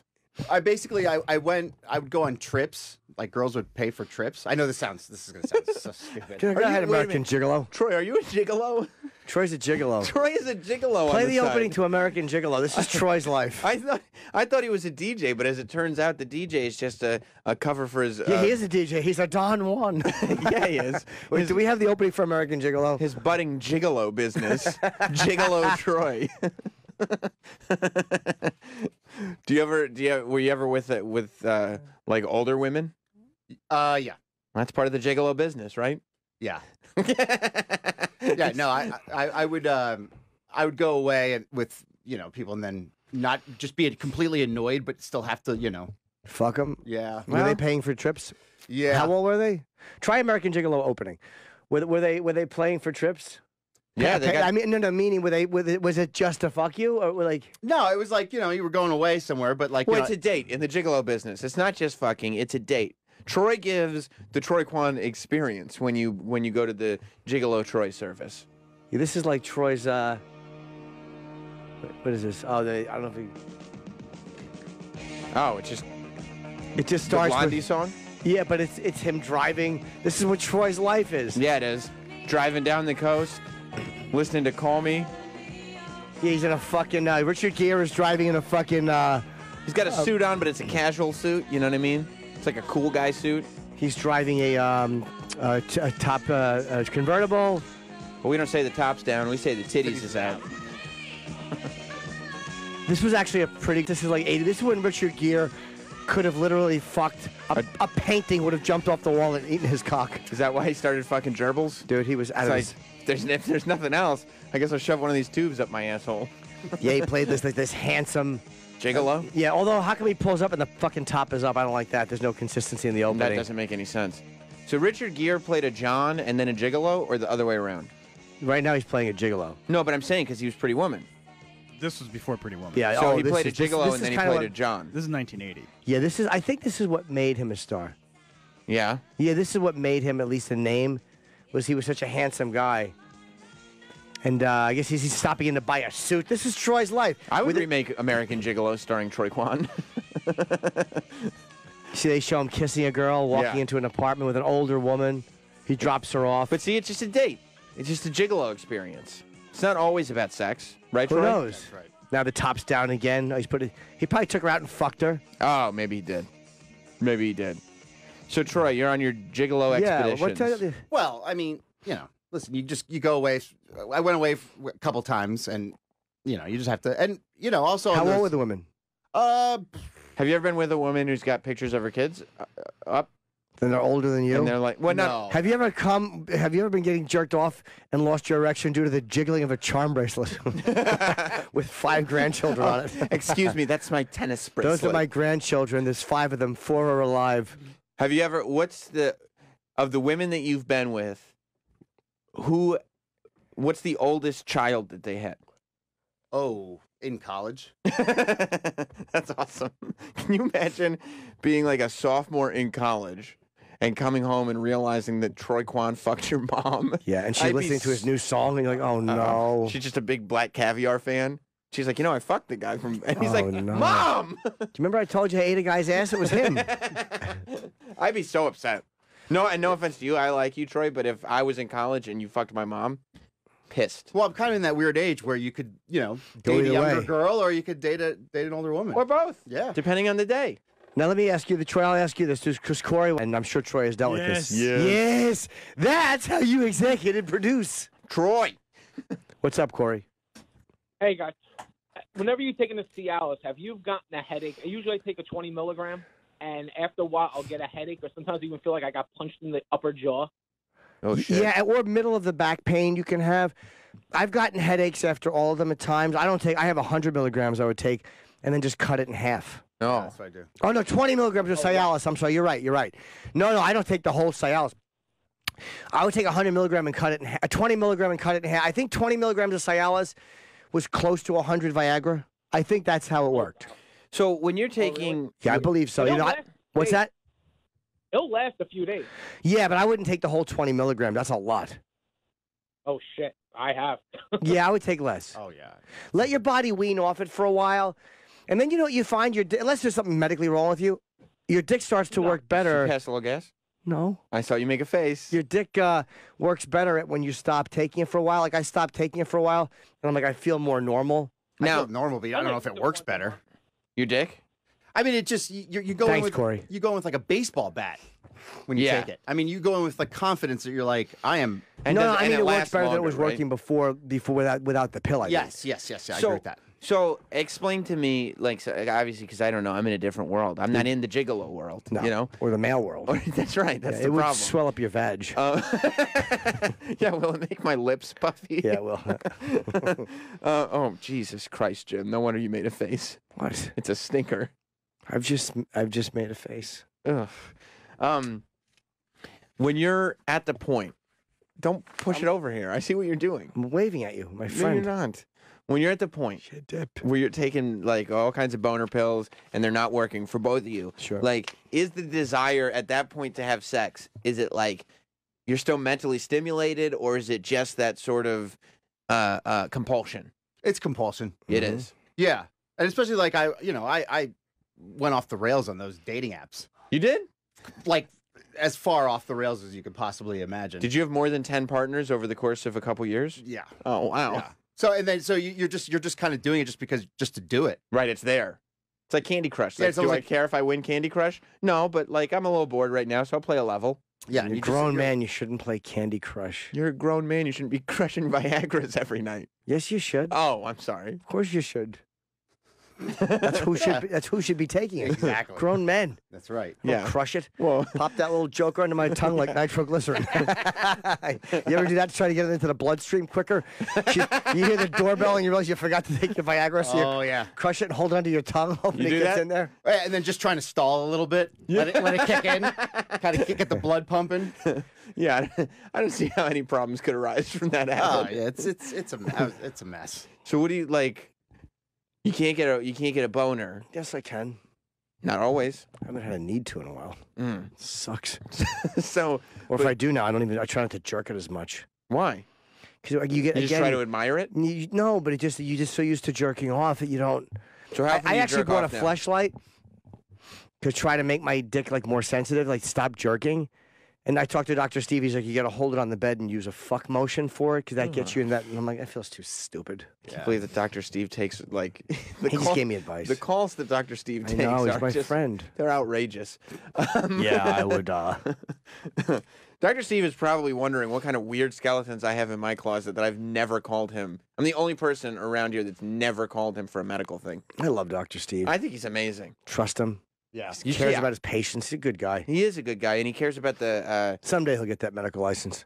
Then it won't just be his nickname, Yeah. Dr. Steve. I was going to ask something about the Viagra stuff. Right, so you're sitting What do you there. want to know? Get over here and feel it. Oh. Yeah, come on, show you how it works. So Troy, Take it and you pop your hand down here and squeeze it. bothering everybody. No, it's not. Troy understands. When you don't talk like that. He gets it. It's the Viagra voice. Yeah. I flew with Jim once to Chicago. Hand jobs. That's right. We went out there And, to do some work. He kept he kept letting me know he had a Cialis rod. I did really, dude. You know how Cialis 3 days later, all of a sudden you get hit with a fucking with a foul wiffle ball and your dick jumps off. It's fucking awful. So There's when no you're time. It's not a smart bomb. No.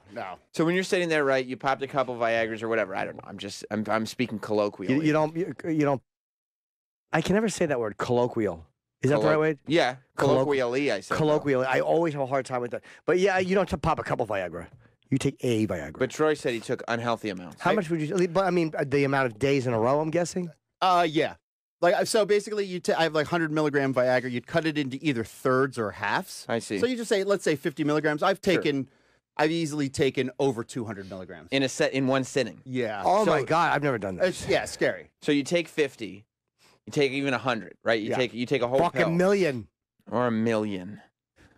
But and then you can't get hard. Do you tell this girl like hang on a second and then go and find another one? No, like I just wouldn't Or do even you tell just- her I was taking it. Or do you just go, is that when you're going to have sex again? No, I mean you just need to just stay ready to go. Do you know what I mean? Like, because I see. So you take it and then you haven't really used it. You take more. yeah, and then like what I'm talking about is I've gone on trips before. Gigolo trips. Yeah, we're Hawaii, and a girl would pay for the entire trip, so she expects you to be when she wants that. She expects you to be there at her service. How old was this girl? Was she pretty? Yeah. Okay, so Sam's met her. I've had just the opposite. I take them away and they don't want to fuck me. I have met her. I haven't met her in the context of you being her sex slave, but I've met her like in Troy's a sex slave. Social scenarios. I mean, he is clearly a sex slave. He is. Things are way different now. Right at this exact moment. At this moment, right now. Yeah, I'm actually dating somebody. Not sex slave territory. No. When you were in Hawaii, did you fly first class or coach? Business. You flew business? Yeah, it was nice. They get fucked for business. Yeah. Did you upgrade yourself to business? No, she paid for everything. Yeah, she did. Start to finish. How old were you? This was like 2 years ago. How old was she? So I was probably 38. She's probably 35. Oh, she was your age. Okay. You knew she was 35, right? Because wasn't that her birthday? Yes. What did you get her? My penis. Wait, she took you away for her birthday? Yeah. And then he didn't get her anything. And what a piece of shit. Oh, total piece of shit. But then again, I mean, look, if she asked you to go away. Yeah. Oh, yeah. How long? Week in Hawaii. I love that she's. Yeah, you know what? Fucking why not? Then she's confused when the relationship doesn't work out. Hey, why is it baby header? Did what? Is that the baby header? No, that's a different one. Why not? You know what? If she likes Troy and she's like, I want to fuck this guy for a week, why shouldn't women have to do the same thing? Good for you. Troy is a kept man. You fucked her a lot? Yeah, but once you know you have to perform and you have hard. to do it just becomes it's not fun anymore. So you got to lay down the law and go, look, I may or may not want to fuck. It's got to be like boyfriend, girlfriend, natural. And she'll go, yeah, okay. So you take out the dog and pony show in the beginning because you like the reaction that you get. Yeah. And then when you start seeing someone on the reg, they expect the dog and pony show every time. Yeah. And you don't. You're a man. Especially you're when a human being. When you're trading something for something. Sure, man. You know your dick is on this. Your dick has a spotlight on it. It's like if you let's just say hypothetically, Jim, you take a girl somewhere, right? Like you pay for the vacation. It's kind of like one of those like, all right, this is what we're going to be doing, right? Yeah, you're going to be getting fucked. I say that to her on the plane. Although Troy, with the pressure that he felt to perform, he could probably put himself in the Me Too movement. Travis, have you ever taken a Viagra? No. I just wanted to ask you. You had a mouthful of food. So, yeah, when your dick is on, when is the star of the show, man. Yeah, it's rough. Yeah, it's bad. I was in a real dark place for a while, so yeah. I'm in a different, trying to have a functioning relationship with another human being. You're a fun guy. You should just hang with with people. Yeah, I mean, so but it's you not just the dick show. You just can't do that. You can't. Yeah. You can't just have the dick show for. It's too much. Yeah, like you know, too much. I'm trying to figure out how to actually be a decent guy. Is that tough? It is. It's tough. Right. It's tough because I think instinctually I feel like I might be a piece of shit. Yeah, well, I mean, people have skill sets in life. Like, that's what you have to remember. Like, for me, it's not that tough to be a decent guy. But if you gave a description of what your bedroom antics look like, I would probably not be able to pull them off as well, right? Right. You know what I mean? We have different skill sets. Yeah, I couldn't. I've never been flown anywhere. See, But unfortunately, Jim is a piece of shit and also kind of a limp dick, so I don't know. Yeah, but a week in Hawaii, what are you doing if you turn into a limper? I mean, I did. I mean, Is that what they call them? Yeah, Is that the jargon? A limper. Oh, no. I'm dating another limper. yeah, and if I didn't perform, she'd get visibly angry. Would Oh, she? that's fucking too much pressure. I Oh, know. my That's, God. I mean, that's why I would have to take an unreal amount. How often would she want performances? I mean, like multiple times a day. Oh, my God. It's too much. And to make it worse, I went to I was at the doctor before I went on this trip, and they tested me, and they're like, "Oh, you have a little bit of low T." What did he tell you? Girl, you got to go out and have fun no matter what you do? Yes. Get it? Yeah. Okay, thanks. Got it. All right, got it. You were saying? No, I before I went, they were like, "Oh, your T is slightly low. You should take these pills that'll help you out." And I was like, "Okay, cool." Like, What are they, just pills with a man's face on them for testosterone? so it had reversing. It had a reverse effect on it and gave me more estrogen. Oh, no. Did you get titties? Oh, no, she took a girl with a stud with titties. And I started having like a mental period, like woman period. You were crying a Oh, lot? my God. I just was like really emotional, and it was a I night. don't want to make love right now. I want to sit on the beaches of Waikiki. Can you imagine getting a gigolo to go with you to Hawaii and then finding out he's on his period? He's a titty boy crying. I wanted a stud to fuck my ass, and now there's a crying titty boy in my room feeling fat. My gigolo's got tits and he's on his period. Oh, no, my What a gigolo bummer. feels fat. This sucks. I have a puffy gigolo. I know. And it's that time of the month for him. My pussy is yawning, and my gigolo's eating ice cream and pickles. Oh, boo. Troy got a half star on Yelp. His dick was limp and his tits were aching. Yeah, it was bad. I'm in Hawaii, and I'm in hell. so so that's wait, why what you would had to take so happen? much Viagra. How would she get mad at you? How would she? Because that's nothing worse than someone pushing you to have a hard on. Well, in the morning you wake up, and then she's like, obviously, insinuating what she wants, and you're just kind of like, no. And Not she's, first thing in the morning. and she's. You were annoyed? And no, that's her. Oh. And like you could just tell she's shitty, and then she'll go through the whole day being shitty. Because she wanted to get fucked. And then she thinks you don't like her now, and you're just like, Oh, oh my my God. God. It was more of a headache than it was worth. First thing in the morning? Fuck that. Morning breath. Yeah. But you don't like me? No, I just woke No. up. I have to shit when I wake up. I'm tired. I got to take a dump. I just gave you the show last night, and you had just given her the show the night before. Yeah. How many times did you fuck her in Hawaii? I don't even remember, man. It's, bunch. Yeah. It just. More than twice? Yeah. For a rubber? Well, I was seeing her for a while, so Okay. But yeah, that was a nightmare. Business class to Hawaii. That's you got to fuck for that. You do have to. Yeah. So do you Dice had a think- funny bit years ago about women and how like they don't do this and that. But it was on the day the laughter died. But the girl had come on the trip with the guy who was in the audience, and he was talking about how women fuck for the plane ride. I never forgot that he goes, "Oh, they fuck for that plane ride." I was like, "What a funny observation to make." Oh, he's So- right. Were you suffering from low testosterone because you were ejaculating too much? Yeah, it affects it, but that could be a possibility. Yeah. So you're getting your period, and what was happening? How did you stop ragging? I was super. Were you bleeding out of your anus at all? No. Okay, I was good. not. Good. No, I was just very emotional. and then when I came back, I was really off there. I just didn't feel right. And then when I came back, like I remember DJ one night, and I just completely forgot my computer. And I'm like, how would I possibly do that? And So you're on your I was period. doing a lot of. So what did you do when you got there? What to Hawaii? To DJ. Oh, to DJ. I was like, fuck, I gotta go home and get it.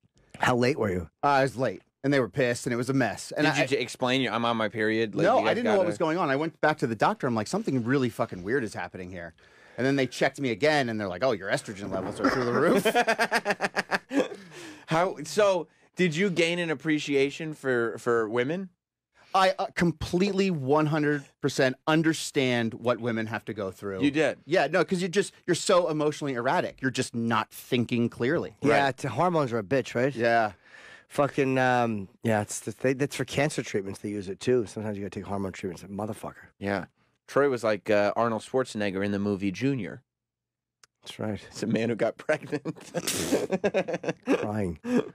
Yeah. It was a mess. I'm trying to pull it back together. I think you're. I think you're doing it. Although, you are. I think you. Do you miss being a gigolo? I don't. Good. No, it was. I went through it was a very dark time in my life, and I was self-medicating. With Viagra. Yeah. Yeah. Yeah. And I'm trying to be a decent human being right now. Now, are you still on the dick pills for the decent stuff that you're doing now? Occasionally, recreationally, very recreationally. You don't feel the same pressure though. No, because like when you're with just somebody, it's sort of like it just. Sometimes feels can you just slip it in when it's like half hard and just kind of have a lazy ejaculation? Yes. Exactly. Right. As Florentine would say, you give her a sloppy six. Yeah. A soggy six. A soggy six. But yeah, it's a different time. Yeah, it is, right? There's no pressure. If you don't want to fuck, you don't fuck. Yeah, no, not at all. You want to be held? Jack in North Carolina has a great question on line Sure, one. let's get to Jack. Sometimes when we touch. You don't have to sing as you're searching. Hey, for the Jack. thing. Hey, what's going on, guys? Hey, buddy. Hey, didn't Troy have sex with Stevie, the intern's mother? Did you have I think sex? That's well documented. Did you have sex? I believe, and Troy, you can correct me if I'm wrong. Troy had sex with an intern's girlfriend. He just gave an intern's mom an underpants lap dance. Am I speaking? Is that true? That is correct. Okay, yeah. So he didn't actually have sex with an intern's mom. It was an intern's girlfriend that he had sex with. I gave her a lap dance in studio in my underwear. Right. The intern's mom got an in-studio lap dance. Yeah. And she was... Six and turned one, on. really. She was turned on, wasn't she? I don't know. I think so. You'd hope so, right? I hope so. Right. I gave it my all. All right. Thank you, Jack. Not to be confused with the interns. Yeah, the intern's girlfriend. Please don't fuck my. You did fuck her, right? Yes. But to be fair, I remember the conversation specifically. Troy was trying to give the intern woman advice, and their relationship was on the rocks. Yes, because he was going. One of them was going into like the the Peace Corps or something. One of them was going into the Peace Corps. The girl was. Yeah. And the other one appeared to have a crush on myself and Troy. She was a photographer. Yes. Yeah, but the intern appeared to be more interested in myself and Troy. I think he had a. Do you think he? The intern was confused. He was a little Okay. confused. Yeah. Do you at think the he time. wanted you to fuck her? I think he did. I think he was Because- like a cuckold, or I like the idea of you fucking her. I don't really know. It was a very bizarre situation. I remember that. Troy Please don't said- fuck my girlfriend. Troy said to him, if you bring her in and introduce us, I'm going to have sex with your girlfriend. Like, don't do that because I'm going to have sex with her. Because she was hot, right? You looked at the pictures. She was extremely hot. So he said, don't do that. He goes, okay. And then he figures out an excuse to bring her in studio. And we're like, right. and then I think he told her that you said that. Yeah. Right? Yeah, so she's like, okay, I want to go in and meet him. And it's like, and you're like, okay, but you know where this is leading, right? Yeah. And where did it lead? To exactly where you thought it would lead. That's exactly right. Yeah, that was. Did she cheat on him with you, or did He he knew. know she was going to fuck He you? knew. And he was okay with it? Completely okay with it. He probably liked Yeah, it. he was definitely confused. He probably liked it. Because remember, what was the deal? He wanted to hug you with your shirt off? Yeah, he kept asking me to hug him with my shirt off, and It's I fine. I didn't do it. Why? I wasn't interested in doing that. Gay at all. shaming? That's not gay shaming. I just didn't want to. I didn't want it. It was. You there's- hugged him though. I might have hugged him, but not with my Yeah, you shirt. definitely did. I see a screen cap right here. Let me see. Okay, my shirt's on. Can I though. see it, Travis? Well, she should dick be the only one getting to stand up straight. I'll tell Troy what to Google. Or just email to me. Yeah, send it Yeah. to him. I want to see this picture of But Sam without I his didn't. shirt. I didn't take. Well, no, my shirt's on. Why not? What do you mean? Why not? My shirt's on. I said. Why would you take it off? I didn't want to. You're a cock tease. I don't mean to be. I wouldn't mind taking a Viagra though and getting over there. Why are you doing the voice again? Just talking to you about something. Mm. Take a Viagra, kiss you on the neck. Where? There you go. Oh yeah, I remember him. If you go down, I think you see the hugging. Yeah, he wanted to hug Sam. See, there it is. Where, let me see that. Oh, dick. yeah, here it is. Yeah, it's not really a hot hug. It's a friendly hug. No, yeah. Like that. Yeah, that was weird. You see how I kept my distance, but he's kind of leaning in heavily. Pushing out your backside. Yeah, you see how I've arched my my backside so my pelvis is not sticking towards him. Trying to keep that turgid pole away from him. He was definitely in love with you. Do you think Yeah, so? I think he was in love with you too. It was weird. He likes Sam's brain and your looks and body. There's no way he likes Sam's looks. He might have liked my looks. No, he didn't. You don't think so? No. Yeah, it was a weird situation. It was. What year was that? 2008? I don't know. I don't know. 2007. It was uncomfortable for everybody involved, to tell you the truth. Wonder how he's doing. I have no idea. I have no idea. It was a weird time. Every once in a while, the girl will like one of my photos on Instagram. Really? Yeah, she's weird. Did you ever see her again? A couple times, yeah. Well, the whole scenario is so For weird. sex? Yeah. I mean, we hung out a couple times after that. She suck your penis? Yeah, she did actually. Wow. Yeah, she was. I don't know. I won't go down that road again. Were you able to keep an erection? No, I was fine. I just got out of a relationship with a long-term relationship right before that, so I was just kind of in a crazy state of mind. Yeah, I mean, an intern and his girlfriend, and they're crazy, and they're young, and I was probably 33 or something. I was not. Where did you stay in Hawaii? Do you remember? All I want to ask about now is his travel accommodation. I want to know what this girl paid to get that dick out there. What kind of hotel? What airline? Like, I want to know all these things. Well, it's business class, so you know it's an expensive That's ticket. what I'm saying, yeah. I don't remember the Troy name of the fucks place. for the plane ticket, by the way. Sure he does. Yeah. It was someplace in Maui. Did it look like rundown? No, it was gorgeous. Is Maui nice? Oh yeah. Yeah, Maui's very nice. Yeah, it was fun. It was a fun vacation. Yeah. Did you get a? She a literally paid for everything. Did you get a nice size? And whose birthday? It was for your birthday, right? Birthday. Oh, I see. She eat your ass? Yeah. For her birthday, she ate your ass. But did you guys argue at all on the trip? Yeah, it just there wasn't a lot there. Well, sometimes girls like put themselves in scenarios like that are clearly toxic settings for them. But it's kind of like, why are you asking me to do this? Like, I don't think that at any point you led her to believe that this was anything besides a gigolo expedition. No, but sometimes girls make things up in their head and create scenarios that aren't really there. Girls of the world ain't nothing but trouble. I got it. Right? Yeah, no, you're right. You're right. But there's also a thing like when you accept gifts, and I told you this. Oh my God, you gotta fuck. That's not what I was. Yeah, no. Women have a way sometimes of like accepting the reality verbally, like you saying, like, this isn't like a real relationship. We're just doing this. Oh yeah, no problem. And then if they give you a gift or they take you on a trip or do something like that, if you accept it, even though verbally you've made clear what it is, once you accept it in their mind, it's like, okay, well, the verbal stuff, none of that's true. They will lie. Here's what it is. Men will lie and say that we love you when we don't, just to fuck you. Women will lie and say, I just want to fuck, when they want love. Exactly. Yeah. Women will offer up sex to get love. Men will offer up love to get sex. It's pretty simple, but that's where everybody gets confused. Yeah. Yeah, it was a bad situation. Well, not all bad. Yeah. No, I mean I got a trip out of it, but you just Yeah, that's right. and she was extremely wealthy. She does very well for herself, so she was flying me hope to so. Los Angeles regularly. Is that right? Yeah. Oh, she lived out there? Yeah. So you met her out there and then flew to Hawaii? Yes. And then we've gone on trips to the Bahamas and stuff like that. Wait, did. did you pay for any of them? No. Well, the Bahamas trip, you probably paid for it because she got the last one. No. How many times did we go to the Bahamas? I think only once. How many Oh, times okay. how many times have you been to LA? Oh, I mean, a dozen. Oh, wow. Really? So what, did she pay for 6? You pay for 6? No, she paid for everything. No. Really? Yeah. 12 coach trips to LA? Yeah. Coach?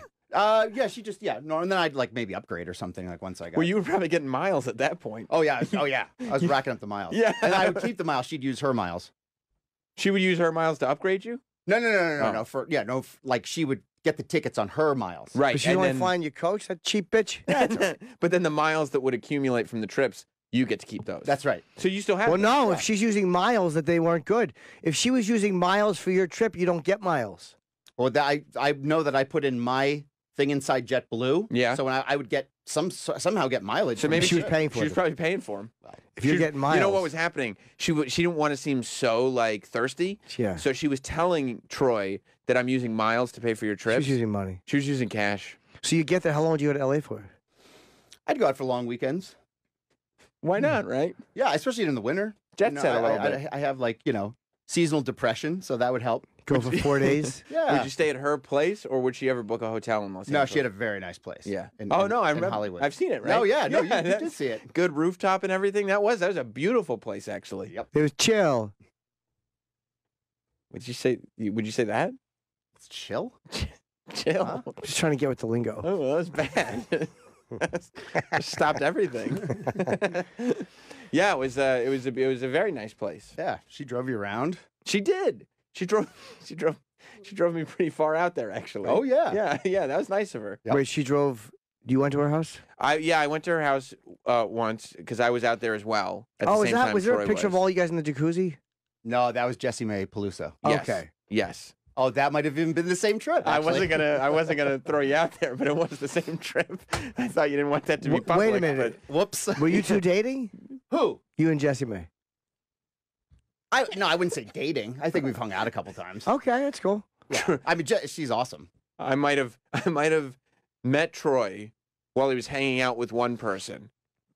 Made it seem like the trip was kind of coming to an end, but it was only the halfway point because I went with Troy as he went to see someone else for another set of days. So you might have just literally told someone I'm flying home now, and you weren't.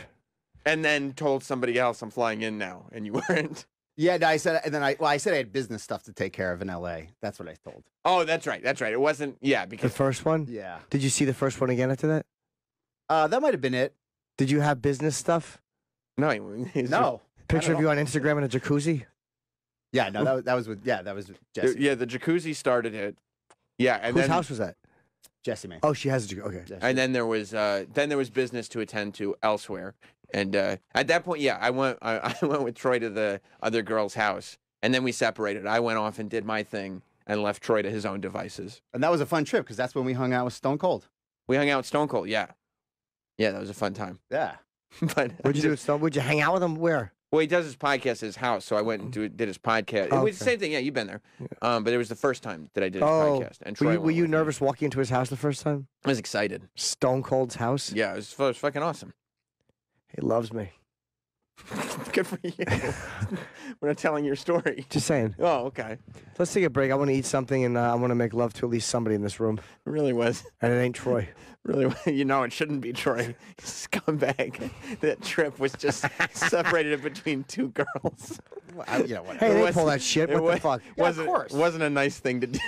Good for him. I wasn't a nice I'm guy. Team Troy. No. Yeah, you were fine. I'm trying to be a nice guy now. Throwing cum all over Los Angeles. If I remember, we had to get a taxi to the other girl's place because you couldn't admit where you were going. Yeah. Yeah. And then once we got to the other girl's place, then she could drive us around. Yes. Yes. Okay, I remember. Oh, Troy. I remember you're going to go somewhere else. I'm like, no, don't worry. This chick will drive you around wherever you need to Right. go. I was like, we'll get two separate cars, and I'm just going over here. And Troy's like, no, bro, come. Which one? The first one would drive around? No, the second one. She has a real nice car. The second one is the one that took Troy on his trips for her birthday. Oh, So I Jasmine was first. Yeah. Yeah. Yeah, she was. And But then yeah, the second one, you knew would drive him around? yeah, I would accept rides and things like that. But why would I she do that? She's fun. She's a cool person. Oh, she's okay. She's an all right person. Do you think she just wanted to make you happy? She did. Quite possibly. She was a very, very nice person. She's sweet. She has a good heart. I will Okay. tell you that. And All right, so you liked her. I thought she was very cool. But She I cute? also oh yeah, very cute, fun. Did you want to nice. make love to her? No, my friend was making love to her. I'm not saying you were going to, but did you want to? I would have made love to her had I not been in a monogamous relationship and had my friend not been also making love to her. If Troy fucked her in the ass, Mm-hmm. and then she snapped her fingers, and that meant Sammy's on cleanup duty, would that bother you? No, that'd be fine. Yes, of course. Of course, I wouldn't do that. I'm in a committed relationship Fair enough. myself. I respect I wouldn't. that. I wouldn't. I would have let you if you wanted to. I appreciate that, but I wouldn't desecrate the vows of my monogamous marriage. I would have let Jim too. No, I You're a good guy wouldn't. like I wouldn't that. want to do that after my friend. Come on, we're No. buddies. You're a good guy. Fucked a Troy. girl in the ass, then cleaned up? No. No. I guess it doesn't sound that appealing when you phrase it like that. Yeah. More best of Jim Norton and Sam Roberts on the way.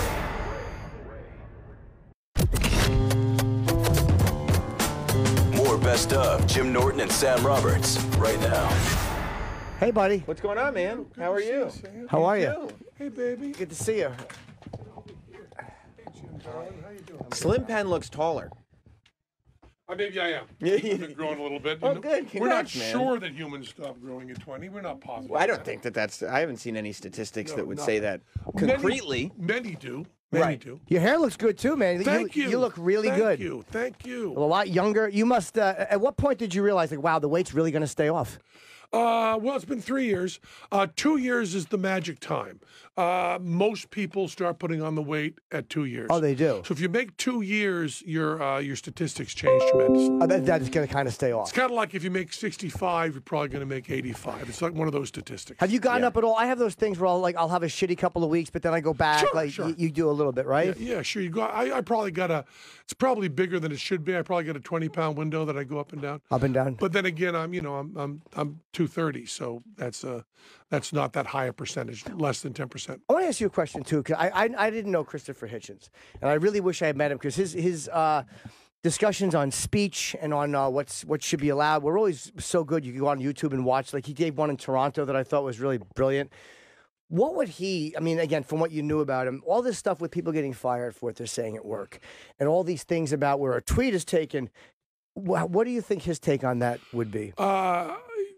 Hitch was a pretty hardcore free speech absolutist, and it's a very tricky situation because we now have found a way for the government to control speech within the workplace, which we did by a very circuitous route. We didn't have the government actually come in and police. We turned people there into police by doing civil suits. I would not, because Christopher Hitchens was the best at speaking and thinking of anybody I've ever been in a room with. Present company excluded. Obviously, yes. Appreciate that. We accept that. I would never, ever, ever presume to speak for Hitch. Certainly what he was saying about freedom of speech. You have to be very careful because it's complicated, because the stuff done on Twitter is, of course, not freedom of speech because you're allowed to.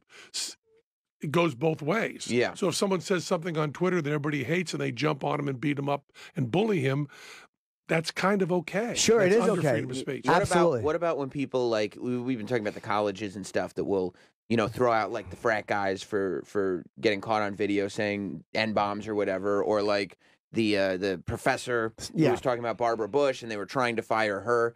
Like, does that for you fall under free speech, or because there's a university code of conduct?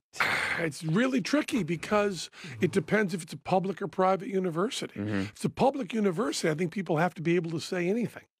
But I also believe that you should be able to fire anybody for anything. So it becomes very, very tricky. Thomas Jefferson, the answer to bad speech is more speech. I think I still have to come back to. Although these are times that are so frightening because the bullies and the prudes are so powerful now. Yeah. And it's very, very hard. I always thought that sticking up for free speech would be sticking up for people who were saying things that were offensive. Now free speech seems to be sticking up for people who are saying things that are very anodyne, people that want there to be very little speech. Sam Harris has talked a lot about this when someone's speaking at a university. I went to a very, very bad high school in a poor town in Western Massachusetts, but I was a half an hour from the 5-college area, UMass, Hampshire, Amherst College, all up there. And I used to, as soon as I got my driver's license and as I was being thrown out of high school, I would drive, although I never went to college, I would drive to the colleges to see lectures and see speeches. And one of the things... You just drop in on them. Yeah. Yeah. One of the things that I loved was hearing people speak that I did not agree with. And especially if they spoke well and eloquently and challenged me. And this is odd for me to say because I didn't go to college, but when I think, and those of us who didn't go to college fantasize about how great it would have been, the idea of being confronted daily and just beaten with ideas that I disagreed with strongly is a beautiful thing. But And That's kind I of dead, though. That desire is dead. Oh, yeah. People don't absolutely. have that anymore. I seek that out still. You know, I read stuff by the Westboro Baptist Church.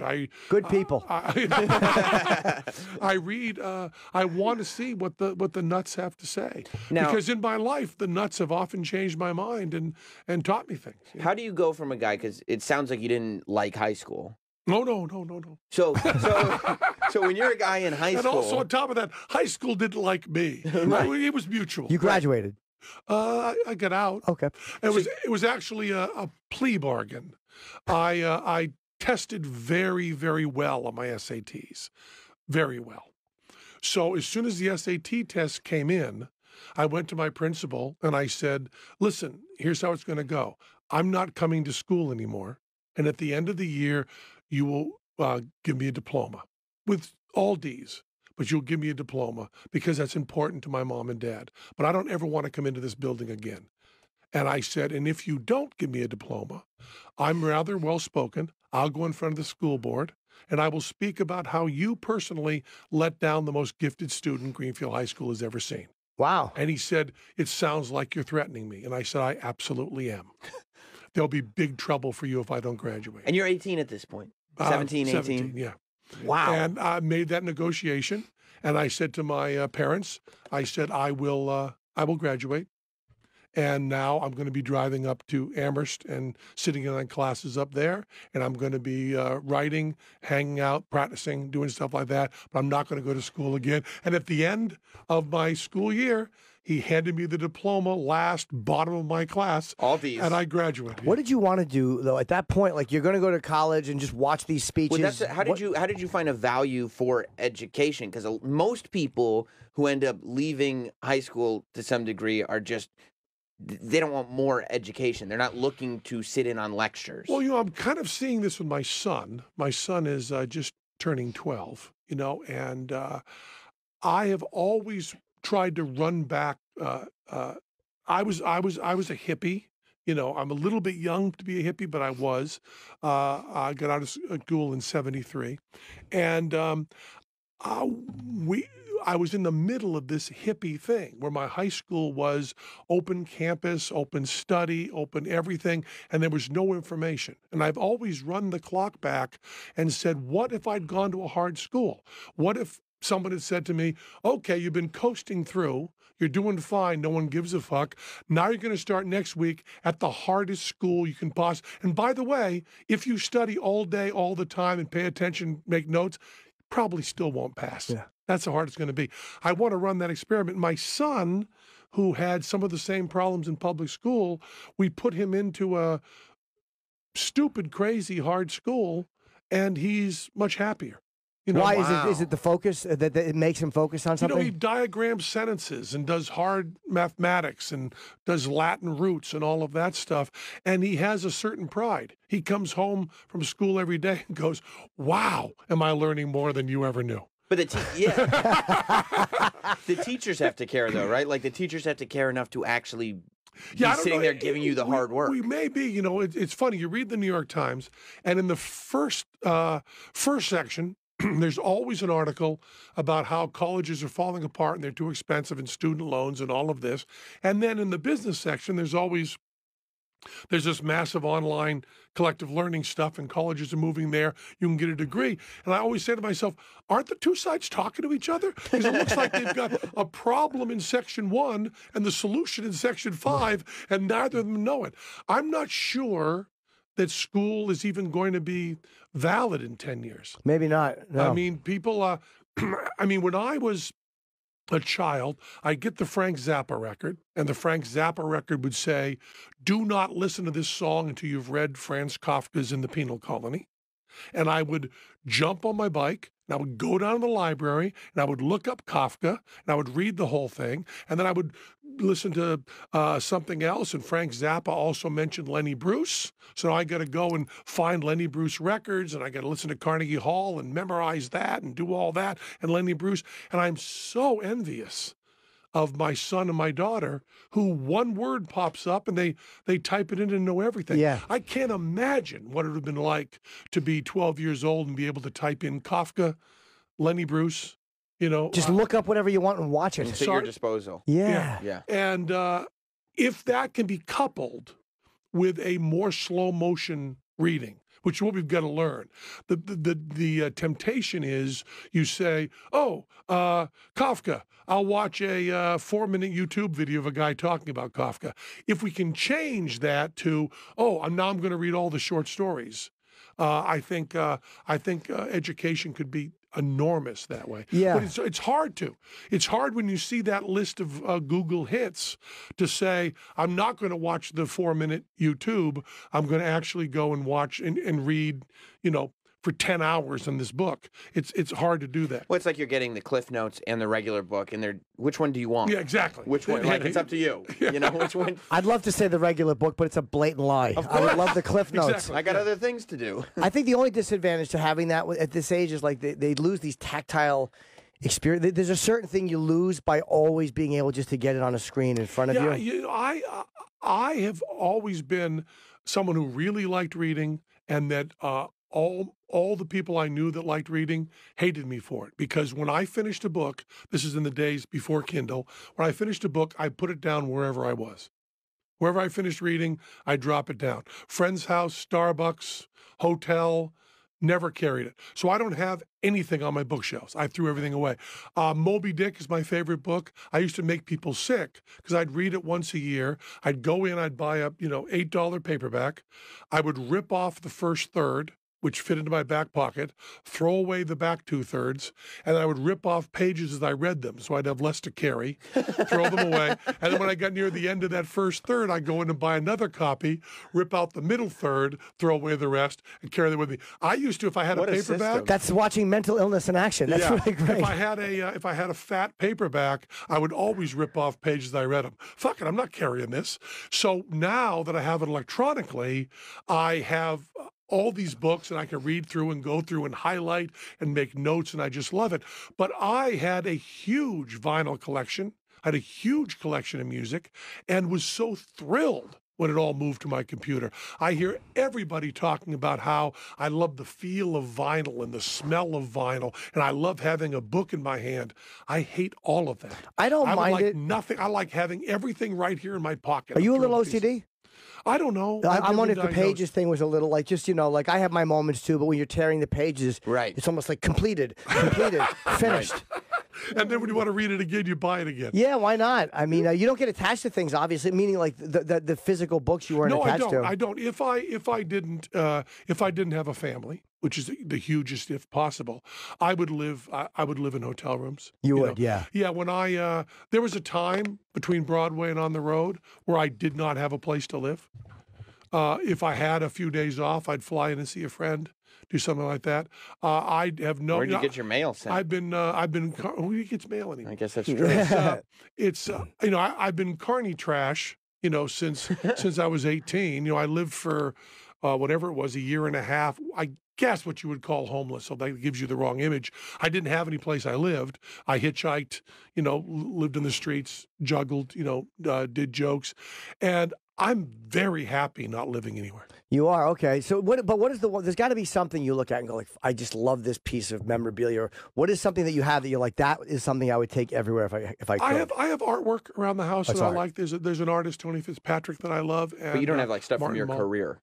Oh, no, you can't. Very hard to find a picture of me in our house. Wow. As a matter of fact, my wife and I argue.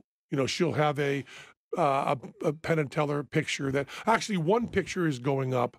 There's a picture of me that was done for GQ or Vanity Fair in the 90s. It was a article on unlikely best friends, and they did a photo shoot with me and Lou Reed. Oh. And after Lou died, although it could be seen as a publicity picture because it did appear in a magazine, I just said, I'm okay having a picture of me and Lou up. You should have one of yourself painted with your wife like Tony Montana did. Yeah. You're in a giant put in the living room. But we have an artist coming in. You know that the second half of you're here till 11, but from 10:30 to 11 we have an artist coming in as well, a painter. Really? Yes. Who's that?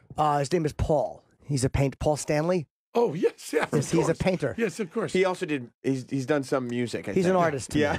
Yeah. I like his He also artwork. did his finger painting on his face. Is that right? That's right. That's right. That's what That's probably where it began. That's If what I- he's most known for. If I was in your position, I feel like I'd have all my old props from the stage. I'd have Sure. like, No, oh, but see, the this- bullet, the night that the this- bullet trick went great. I'd have that This special is bullet. why. This is why what I'm saying is essentially a lie. You know, I see. Because we have an office and we have people that are there, and the Penn and Teller memorabilia is very well curated. You know, it's just that my house is a separate place. Right. It's like when I would say to friends of mine, you know, when I go on the road, all I carry with me is, you know, my computer and a small, you know, small bag, and they'd say yes, and an 18-wheel truck that's showing up backstage and setting up your dressing room. Let's not forget that. Yeah. So that there is essential lie to that. I mean, someone else would say, oh yeah, well, I do have pictures of my career in my home because I don't have 5 people working on curating it. Yeah. Are you a minimalist? I guess like some people that just don't mind not having stuff around. I don't mind. I would live in a fairly. I mean, if you go into my office, it's a huge desk with nothing on it. I don't have any sort of clutter at all. I'm not a cluttery guy. That's So why computers are so great for me. When you see like a picture of Trump's office where he's just got piles of stuff everywhere, like the New York office. That I'm is talking so about. far down in the list of things that would upset me when I see it. I mean, really, we're down to like in the 700s. Oh, by the way, he has a messy desk. You know, and by the way, hair and hygiene are only in the 200s. You know, up to the top. Hygiene. Come on, the dandruff joke with the French president was pretty good. Do you see him wipe the French president's dandruff off his shoulder? guess. I mean, here's the scary thing: is that are we going to be addicted to this much entertainment in our politics? I mean, it's like. I mean, is it going to be Kanye next? Because it's just so much goddamn Because fun. we realize that not much changes because there's such checks and balances. So it's kind of fun to watch the wheels come off. There was a time when this French story, the French dandruff story, that would be good for 3 years. Right, that would be the story for an entire for a president's run. It would always go back to the one day that he brushed the dandruff off. That's just Wednesday. Yeah, now that's just Wednesday. Wednesday morning. Right. Yeah. Right. It's incredible. You know, because I know Trump fairly well. This whole thing becomes completely surreal. You know, to have the New York Times publishes a list of people the President of the United States of America hates. They publish that list. First of all, Nixon denied having an enemies list. Right. We now have a president that brags on it. Yes, I have it. These are the people I hate. And I look in the New York Times, the paper of record, as they say, about the president of the United States of America and people he does not like. And the first shocking thing is that a magician is on that list. And the second shocking thing is it's me. Wow. So the failing New York Times put your name in that Failing list? New York Times put my name.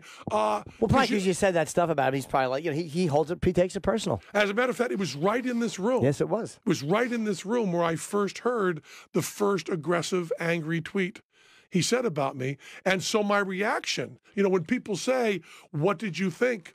What did you think about when you first heard about Trump writing that tweet about you? I say, you don't have to ask me. It's documented. Yeah. There was a camera on my face. That's the real paper of record. When it was read aloud. You know, Opie read that to me. It was his voice that I first heard that in, his slightly incredulous voice. As he sits there and goes, oh, maybe there is a God. He just handed me a hateful tweet from a major candidate from a person who's sitting across from me. This is a good day. I wonder why did he write the tweet? Was it, I guess you had said it's very simple. I went on Lawrence O'Donnell, my friend, Lawrence O'Donnell, MSNBC. He asked me if I was supporting Trump. And I said what I will still say now. I liked working with him. I liked doing Celebrity Apprentice with him. I think he's a fabulous reality show star because of the no filter, capricious, unpredictable. If you did Celebrity Apprentice with Bill Gates, he just made every decision smart, would last like 5 minutes. Fun, yeah. Who cares? You want a nut. And he's fabulous at that, Yeah. you know? But there's a lot of people that I I like at their jobs that I wouldn't necessarily want to be president. And I said that. I said, I think the very things that make him good on the show I worked with him on would make him very bad there. And I also added that there's nobody I respect more in the world than Teller, and I would not support him for president. Now, that is as kind and gracious as I could possibly be to Trump. And Trump went apeshit and said, which I think is really, really funny, he said Penn Jillette was unknown and had no career before he was on Celebrity Apprentice. What is the name of the show, you stupid motherfucker? It has a word in there that you're denying. So you weren't just on the regular Apprentice show. No. It was the Celebrity Apprentice. Right. Oh. But I will now add that the word celebrity in a show title is a very special thing because it means not celebrity. Because you don't say celebrity Beyonce. No. You don't say that. It's like the word science. It's only put in things that aren't science. You say computer science, social science. You don't say physics science, chemistry science. You only say it when it's not true. Right. So Celebrity Apprentice maybe he is right. But I went on about this. It was so strange, and I was in New York. I was on Broadway then. Why would a guy that's unknown be on? Oh, never mind. Yeah, there's a lot of holes in his theory. A lot of holes. There are. I was on Broadway, and a serious, we now know, very serious candidate for President of the United States of America was writing tweets about me. And of course, this is one of those hard things to talk about because, so what? It's me. But can you imagine having the President of the United States have a list of people he doesn't like and being on it? You know, yeah, that's got. But especially when you know that his list must be odd if you just saying something puts you on his list. Yes, exactly. But I mean, at one point, by their the failing New York Times, by their metric, which was how many angry tweets he had done, I was number 3 on the list. Wow. It was like Hillary Clinton. Right? It was Hillary Clinton. It was some reporter at the New York Times, and me. Me on the list. You're above Kim Jong-un. Yeah. I was. I actually was. And this is before this. This is when there was still a threat of nuclear war in the air. Yeah. You're above that guy. Yeah. That's got to feel kind of good, It's just though. so strange. It's strange, but it's like you know that the reason it's for isn't something real. Something unpatriotic. The reason is just you said stuff he didn't like. Right. And I want to make this very clear because the rumors are getting out there. I do not have access to nuclear weapons. You don't? I do not. Oh, wow. Okay. I do not. Okay. I am completely respecting nuclear disarmament. You are, yes. Just so you know. Penn Jillette is not a nuclear power. Isn't it shocking to see what's going on, though, with the North and the South actually meeting? Yes. Except it's one of those things that I know nothing about. Mm-hmm. I mean, nothing about. You try so hard to understand what's going on. And I think maybe some people do know, but I certainly don't. I do. They don't like each other. That's the beginning and end of my knowledge. Yeah. But, we found out that if you were going to give a World Peace Prize, it should probably go to Oppenheimer and the guy that worked on the nuclear bomb, because it does seem like that kind of sort of worked. I mean, we have, even right now, we have less war than we've ever had in history. Fewer people are dying. We've now reached a really weird landmark, really weird, which is about, I mean, I'm rounding off all these numbers, but about 50 million people die a day in the world. Okay. And, yeah. 50, is you sure it's 50 million a day? A year. A year, okay. Die a year. 50 million die a year. Sounded like a lot. I know, Yes, it did. I was just wrong. 50 million die a year. And out of that 50 million, it's about 700,000 are killed by other people. Terrorism, war, murder of all kinds. Intentionally killed, not like accidentally. Yeah. 700,000, which is the lowest percentage it's ever been in history. But we just crossed over because the number of people killed at their own hand is now around 800,000. Wow. So when you're talking about gun control in the USA, the most likely person to shoot you is you. This is suicide. Yeah. most likely, and especially guys like us. You know, if you're talking about Well hung. middle-aged white guys. Oh, okay. What'd you say? Well hung. But, you know, I'm from a lower middle class town. I'm 63 years old. I did not go to college. My most likely way to die right now is eating a gun. I've had weird thoughts and crazy thoughts and desires and negative stuff. Have you ever gotten that? Have you ever gone down that road where you fall into you don't seem like the depressive type, but No, I've had intense sadness when my parents died, but I understand that's very different than depression, and it would be disrespectful to call that depression for those who've really struggled with it. I don't. You know, I have sadness and ups and downs and what you're supposed to have, but I've never fallen into. You know, I'm good friends with Stephen Fry. Who's Stephen Fry? I know his name. Stephen Fry is a great writer in England. And actor also, and he's written a lot about depression and made me think that I didn't want to use like the word like using OCD. I don't want to throw clinical terms around too easily because I just don't understand them. Yeah, not necessarily diagnosed, but like I see I do little things. I'm like, that's not normal. You know what I mean? Like, yeah, that kind of falls into that world. I don't think with you, Jim, we have to wait for a diagnosis. Probably not. Yeah, no. yeah, you can. I think that I think speaking on behalf of the American Psychiatric Society, we're okay with you grabbing any title you want. Yeah, there's something happening. Yeah, whatever you want, just pick one. You could have it. You know, you want paranoid, you want schizophrenic, you want depressive, you want bipolar. Have it, Jim. If you want them all, you can have them. Bipolar scares me. That's a scary one. Bipolar's bad. Ooh, fuck, man. Because bipolar, yeah. That's a scary one. And whatever real narcissism is, you know, we throw that term around. Yeah, but I trust me, I've seen it in my life. I mean, we all have a touch of it. Any fucking comedian or actor, there's a little bit of notice me. But A little bit perhaps a lot. A little bit. But I mean, I've real narcissism to the point of being obsessively convinced that everyone's out to get you, or that you're always right. Like I've seen it on that level. Paranoia. It's like, yeah, but it's extreme narcissism. Yeah, but paranoia is always coupled with grandiose thoughts. You know, absolutely. Teller's always fond of when someone goes, "Hey, I'm paranoid. I'm going to miss the train," and Teller will go, "Because you're king of trains." Because that part has to come. Yeah, of course. King of trains. I wanted to talk to you about a guy. I think actually, Jim, you might not have been in the day that he came in. I probably listened. Good. I'm glad. Big fan. I can't remember his name off the top of my head, but he was in the documentary Dealt. He's the blind card magician. Yeah. And he's like, I mean, the guy's amazing. Richard Turner. Richard Turner, yeah. He came in and he's just spent years upon years upon years shuffling, and he was on your show. He was on our show, fool us, and of course he fooled us. I mean, yeah. I hope so, because he actually can see, so he knows what he's doing. We have Paul Stanley coming in, so you don't mind sharing your time with Paul Stanley? I don't. I'll no, also we want leave. you to stay. We want you to stay. I'll also leave. But yeah, he's really good. Yeah. And he even has to have the cards made special for him because their standards are not up to his standards. Right.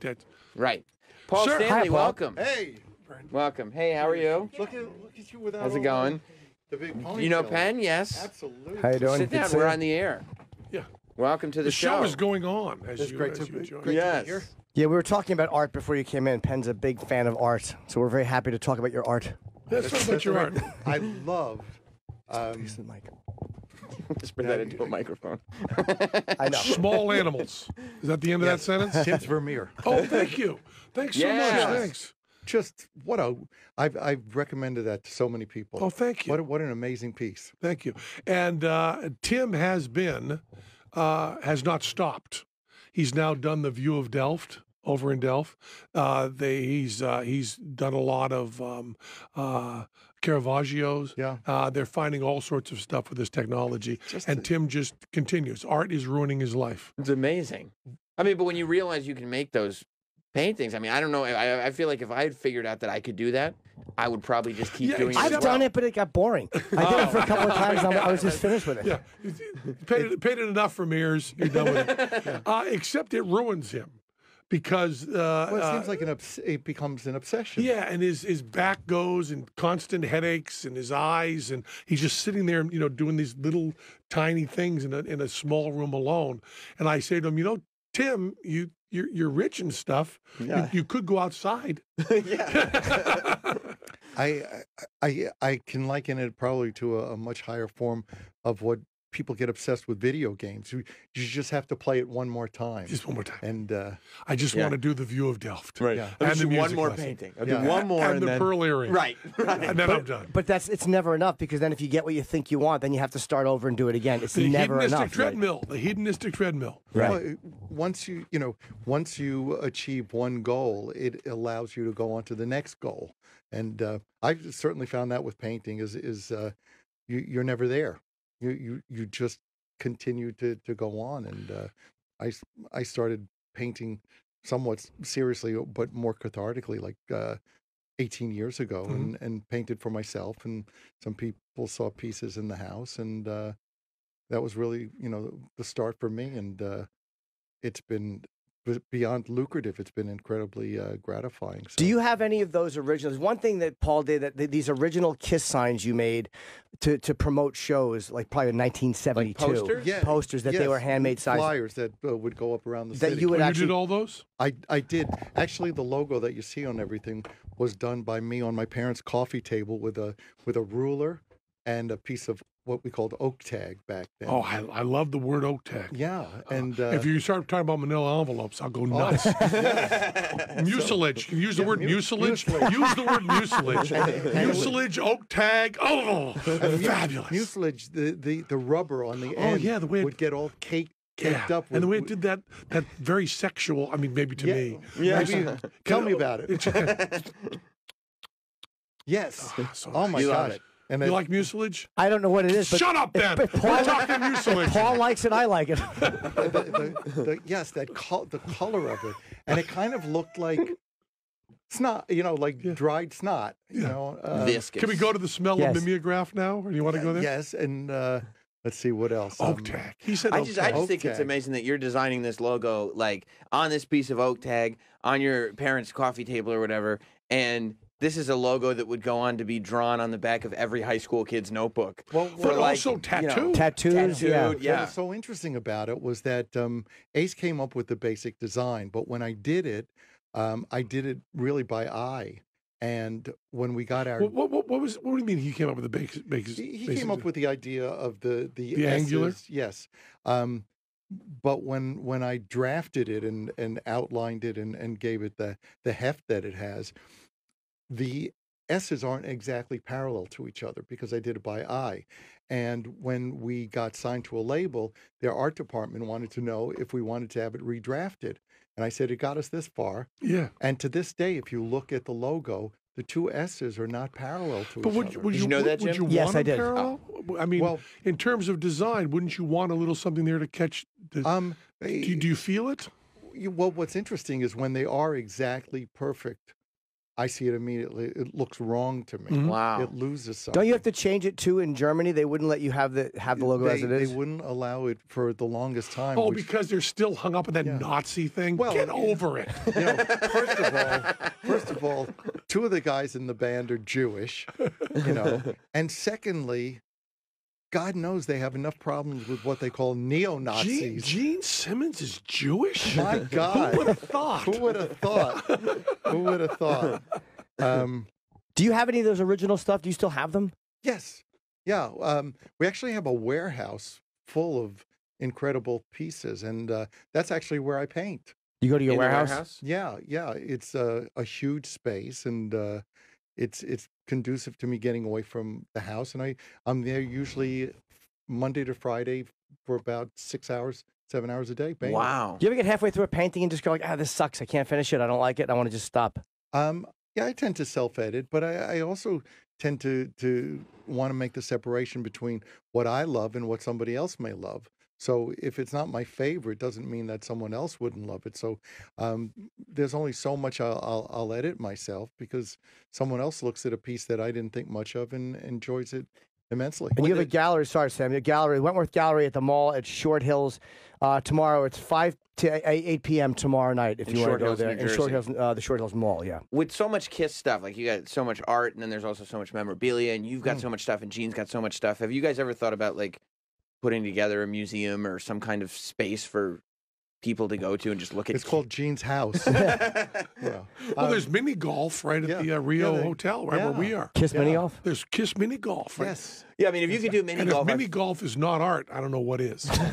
but I feel like you could pull off some kind of like, Kiss Hall of Fame or Kiss Museum or whatever. We did a museum exhibition that was in Japan. Mm-hmm.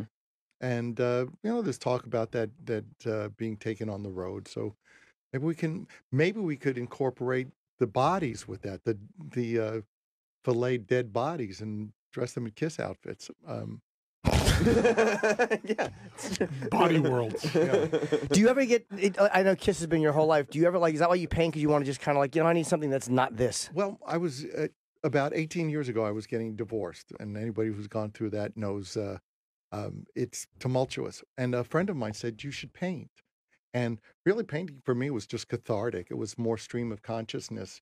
I had no sense of what I was going to do. I went out and bought canvas and paints and started painting, and did it totally for myself. But what was interesting is people came over to the house and saw pieces that I had hung up and said, who did that? So at some point, somebody cajoled me into showing pieces, and at this point, we're over around $4 million in sales. Wow. Of acquisitions. Were you nervous the first time people come and see it? All right, Totally. they're going to think this is just the rock star doing this? Well, yeah, of course there's skepticism that people have. And look, my success, my fame gets my foot in the door, but you can still slam the door pretty hard on my foot. So the first piece that I hung in my house is still unsigned because I was so really self-conscious about it that I didn't want anybody to see my signature on it and then judge it by that. So to this day, that kind of reminds me of where it all started. Did you want an honest reaction? If people would see it without you, if they see your name, they're not going to say, ugh. They're going to give you an honest. Yeah. Who did that piece of crap? But I really was putting pieces up for myself. If I liked it, it reflected, a certain point of what was going on in my life. So. Do you ever miss I know you said in the Daily News recently that the groupie days were some of the best days of your life, and I can imagine that. What's amazing is I did this long interview, and what did they focus in on? Was, well, because you lived everyone's dream, and you admit it. You know about magic groupies, Yeah, trickies. Yeah. There you Are go. they called trickies? No, they're not Oh, called. okay. I just made that up. Because I've been called nice, back. They make part of your body disappear. Yes, then reappear and disappear again. Yeah. There's good. Now you see it, now you don't. Now you see it, now you don't. So, but that was the first X amount of years of your career. Do you ever kind of look back in those days and go, "Fuck, that was fun, man. I really missed that." It was amazing. It was tremendous fun, and part of what got me through the tougher times was saying one day I'm going to look back on this and look at it fondly. So traveling around in a station wagon, getting out, running into somebody's office, putting on makeup, and going out and doing a show in a club. It was great. The good old days. I don't want to revisit them, but I'm real grateful. My life has been just amazing.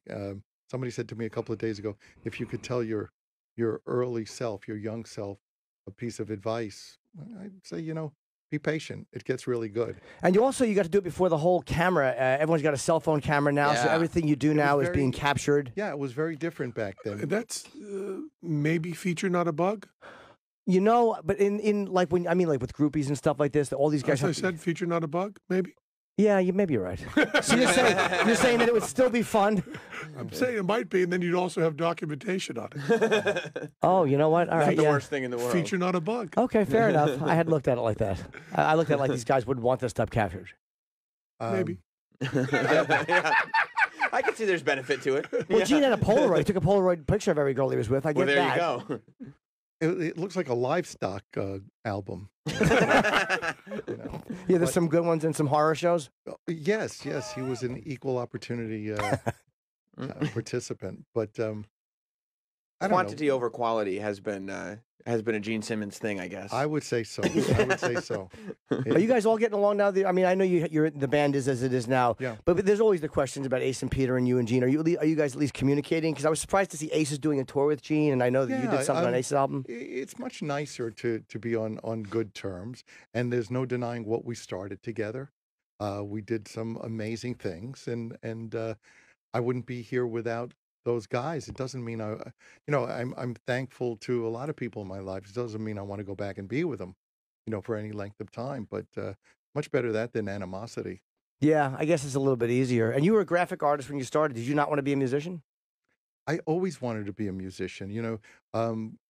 Graphic artists or artists don't get standing ovations, and they don't get the same women either.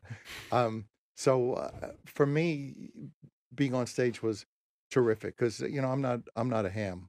I'm the whole pig.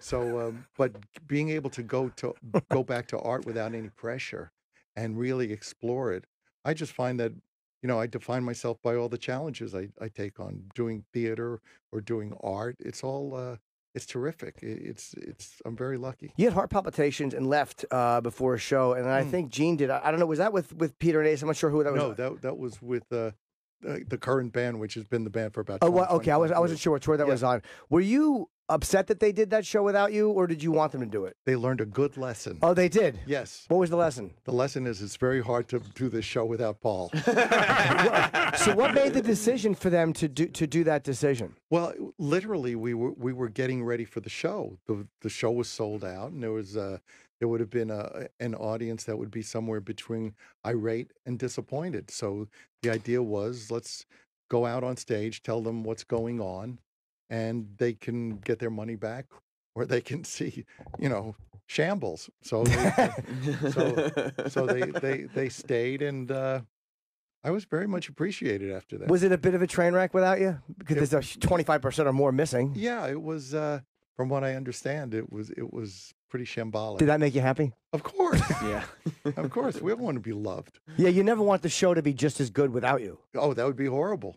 But the That would fact be that people are like, it sucked, you're like, yeah, I guess it did. I'm never going to run. I'm never going to run that gamble. Yeah. I show up because I don't want Teller to do a show without me. How'd you like to But have, pretty well. ladies and gentlemen, and Teller? I will never run that experiment Yeah, because yeah. if he's wicked good, I wouldn't have the confidence like you did to go, well, he's going to fall apart. I would go, might be wicked good. Yeah. To me, it was like, go do it. See, different guy. Oh, you encourage them to do it. I as long as the audience knew ahead of time that they had, free license to leave and get a refund. Sure, you're here. Do you want to experience this? So yeah, I thought it was fine. What's the longest I know we have to wrap up to this. It probably is a shorter period of time than we thought. You and Gene have been together since 1972 or whatever it is. We've been together almost 50 years, 49 years. What's the longest you've actually gone without talking? A few months. Sometimes you need to take a breather, or you may be a little annoyed at each other. And but we're family. I don't understand some of the things he does, and I don't necessarily agree with some of the things. But we've been together, and we've been there for each other, and I covet, and I respect that. And again, Paul is the Wentworth Gallery. The mall is Short Hills. It's in Short Hills, New Jersey. 5 to 8 tomorrow to see his. I guess your gallery. You're selling paintings. Yeah, there's some great acrylic plexiglass works and big canvases, and most of the pieces actually get sold before they leave my studio. I mean, it's pretty phenomenal, and I'm very grateful. Do Kiss fans show up to those things? I mean, obviously they do, but do they show up with stuff and go, "Could you sign my comic book?" I won't say. Yeah, it's the wrong venue for something like that. So no, I'm not there to sign memorabilia. And look, if people come to a gallery and have never been to one before because of intimidation, whether it was when I was doing Phantom of the Opera, I think it's a wonderful thing for people who have been intimidated and have this feeling that their opinion isn't valid unless it's educated, or they've been intimidated by critics who tell them that they know better than them. I just want people to enjoy what art has to offer, and theater. You don't need to be told what good food is. Good food you swallow, bad food you spit out. And it's not a matter of anybody else's taste except yours. Did being in the Rock and Roll Hall of Fame mean anything to you? It didn't until I was in it. It's terrific. I think it's validation for people who've believed for 17 years we belonged in there. So I think it gives a certain closure, and the people who've championed us for so long felt vindicated. So I think it's a terrific a terrific thing. And the Rock and Roll Hall of Fame that's now going forward, it's not the Rock and Roll Hall of Fame of 5, 10, 15 years ago. A lot of those people have either died or been, asked to leave. So Paul is smiling as he says that, by the way. yes, I am. Things have a tendency to work out as they should. And the people who are now being inducted are the people who belong in there, as opposed to a good old boys club who are, inducting bands who most of the public doesn't even know who they are. So yes, I feel great, very happy to be in it. This has been the best of Jim Norton and Sam Roberts. Hear the show live Monday through Friday at 8 a.m. to 11 a.m. Eastern. Or listen anytime on your phone with the SiriusXM app.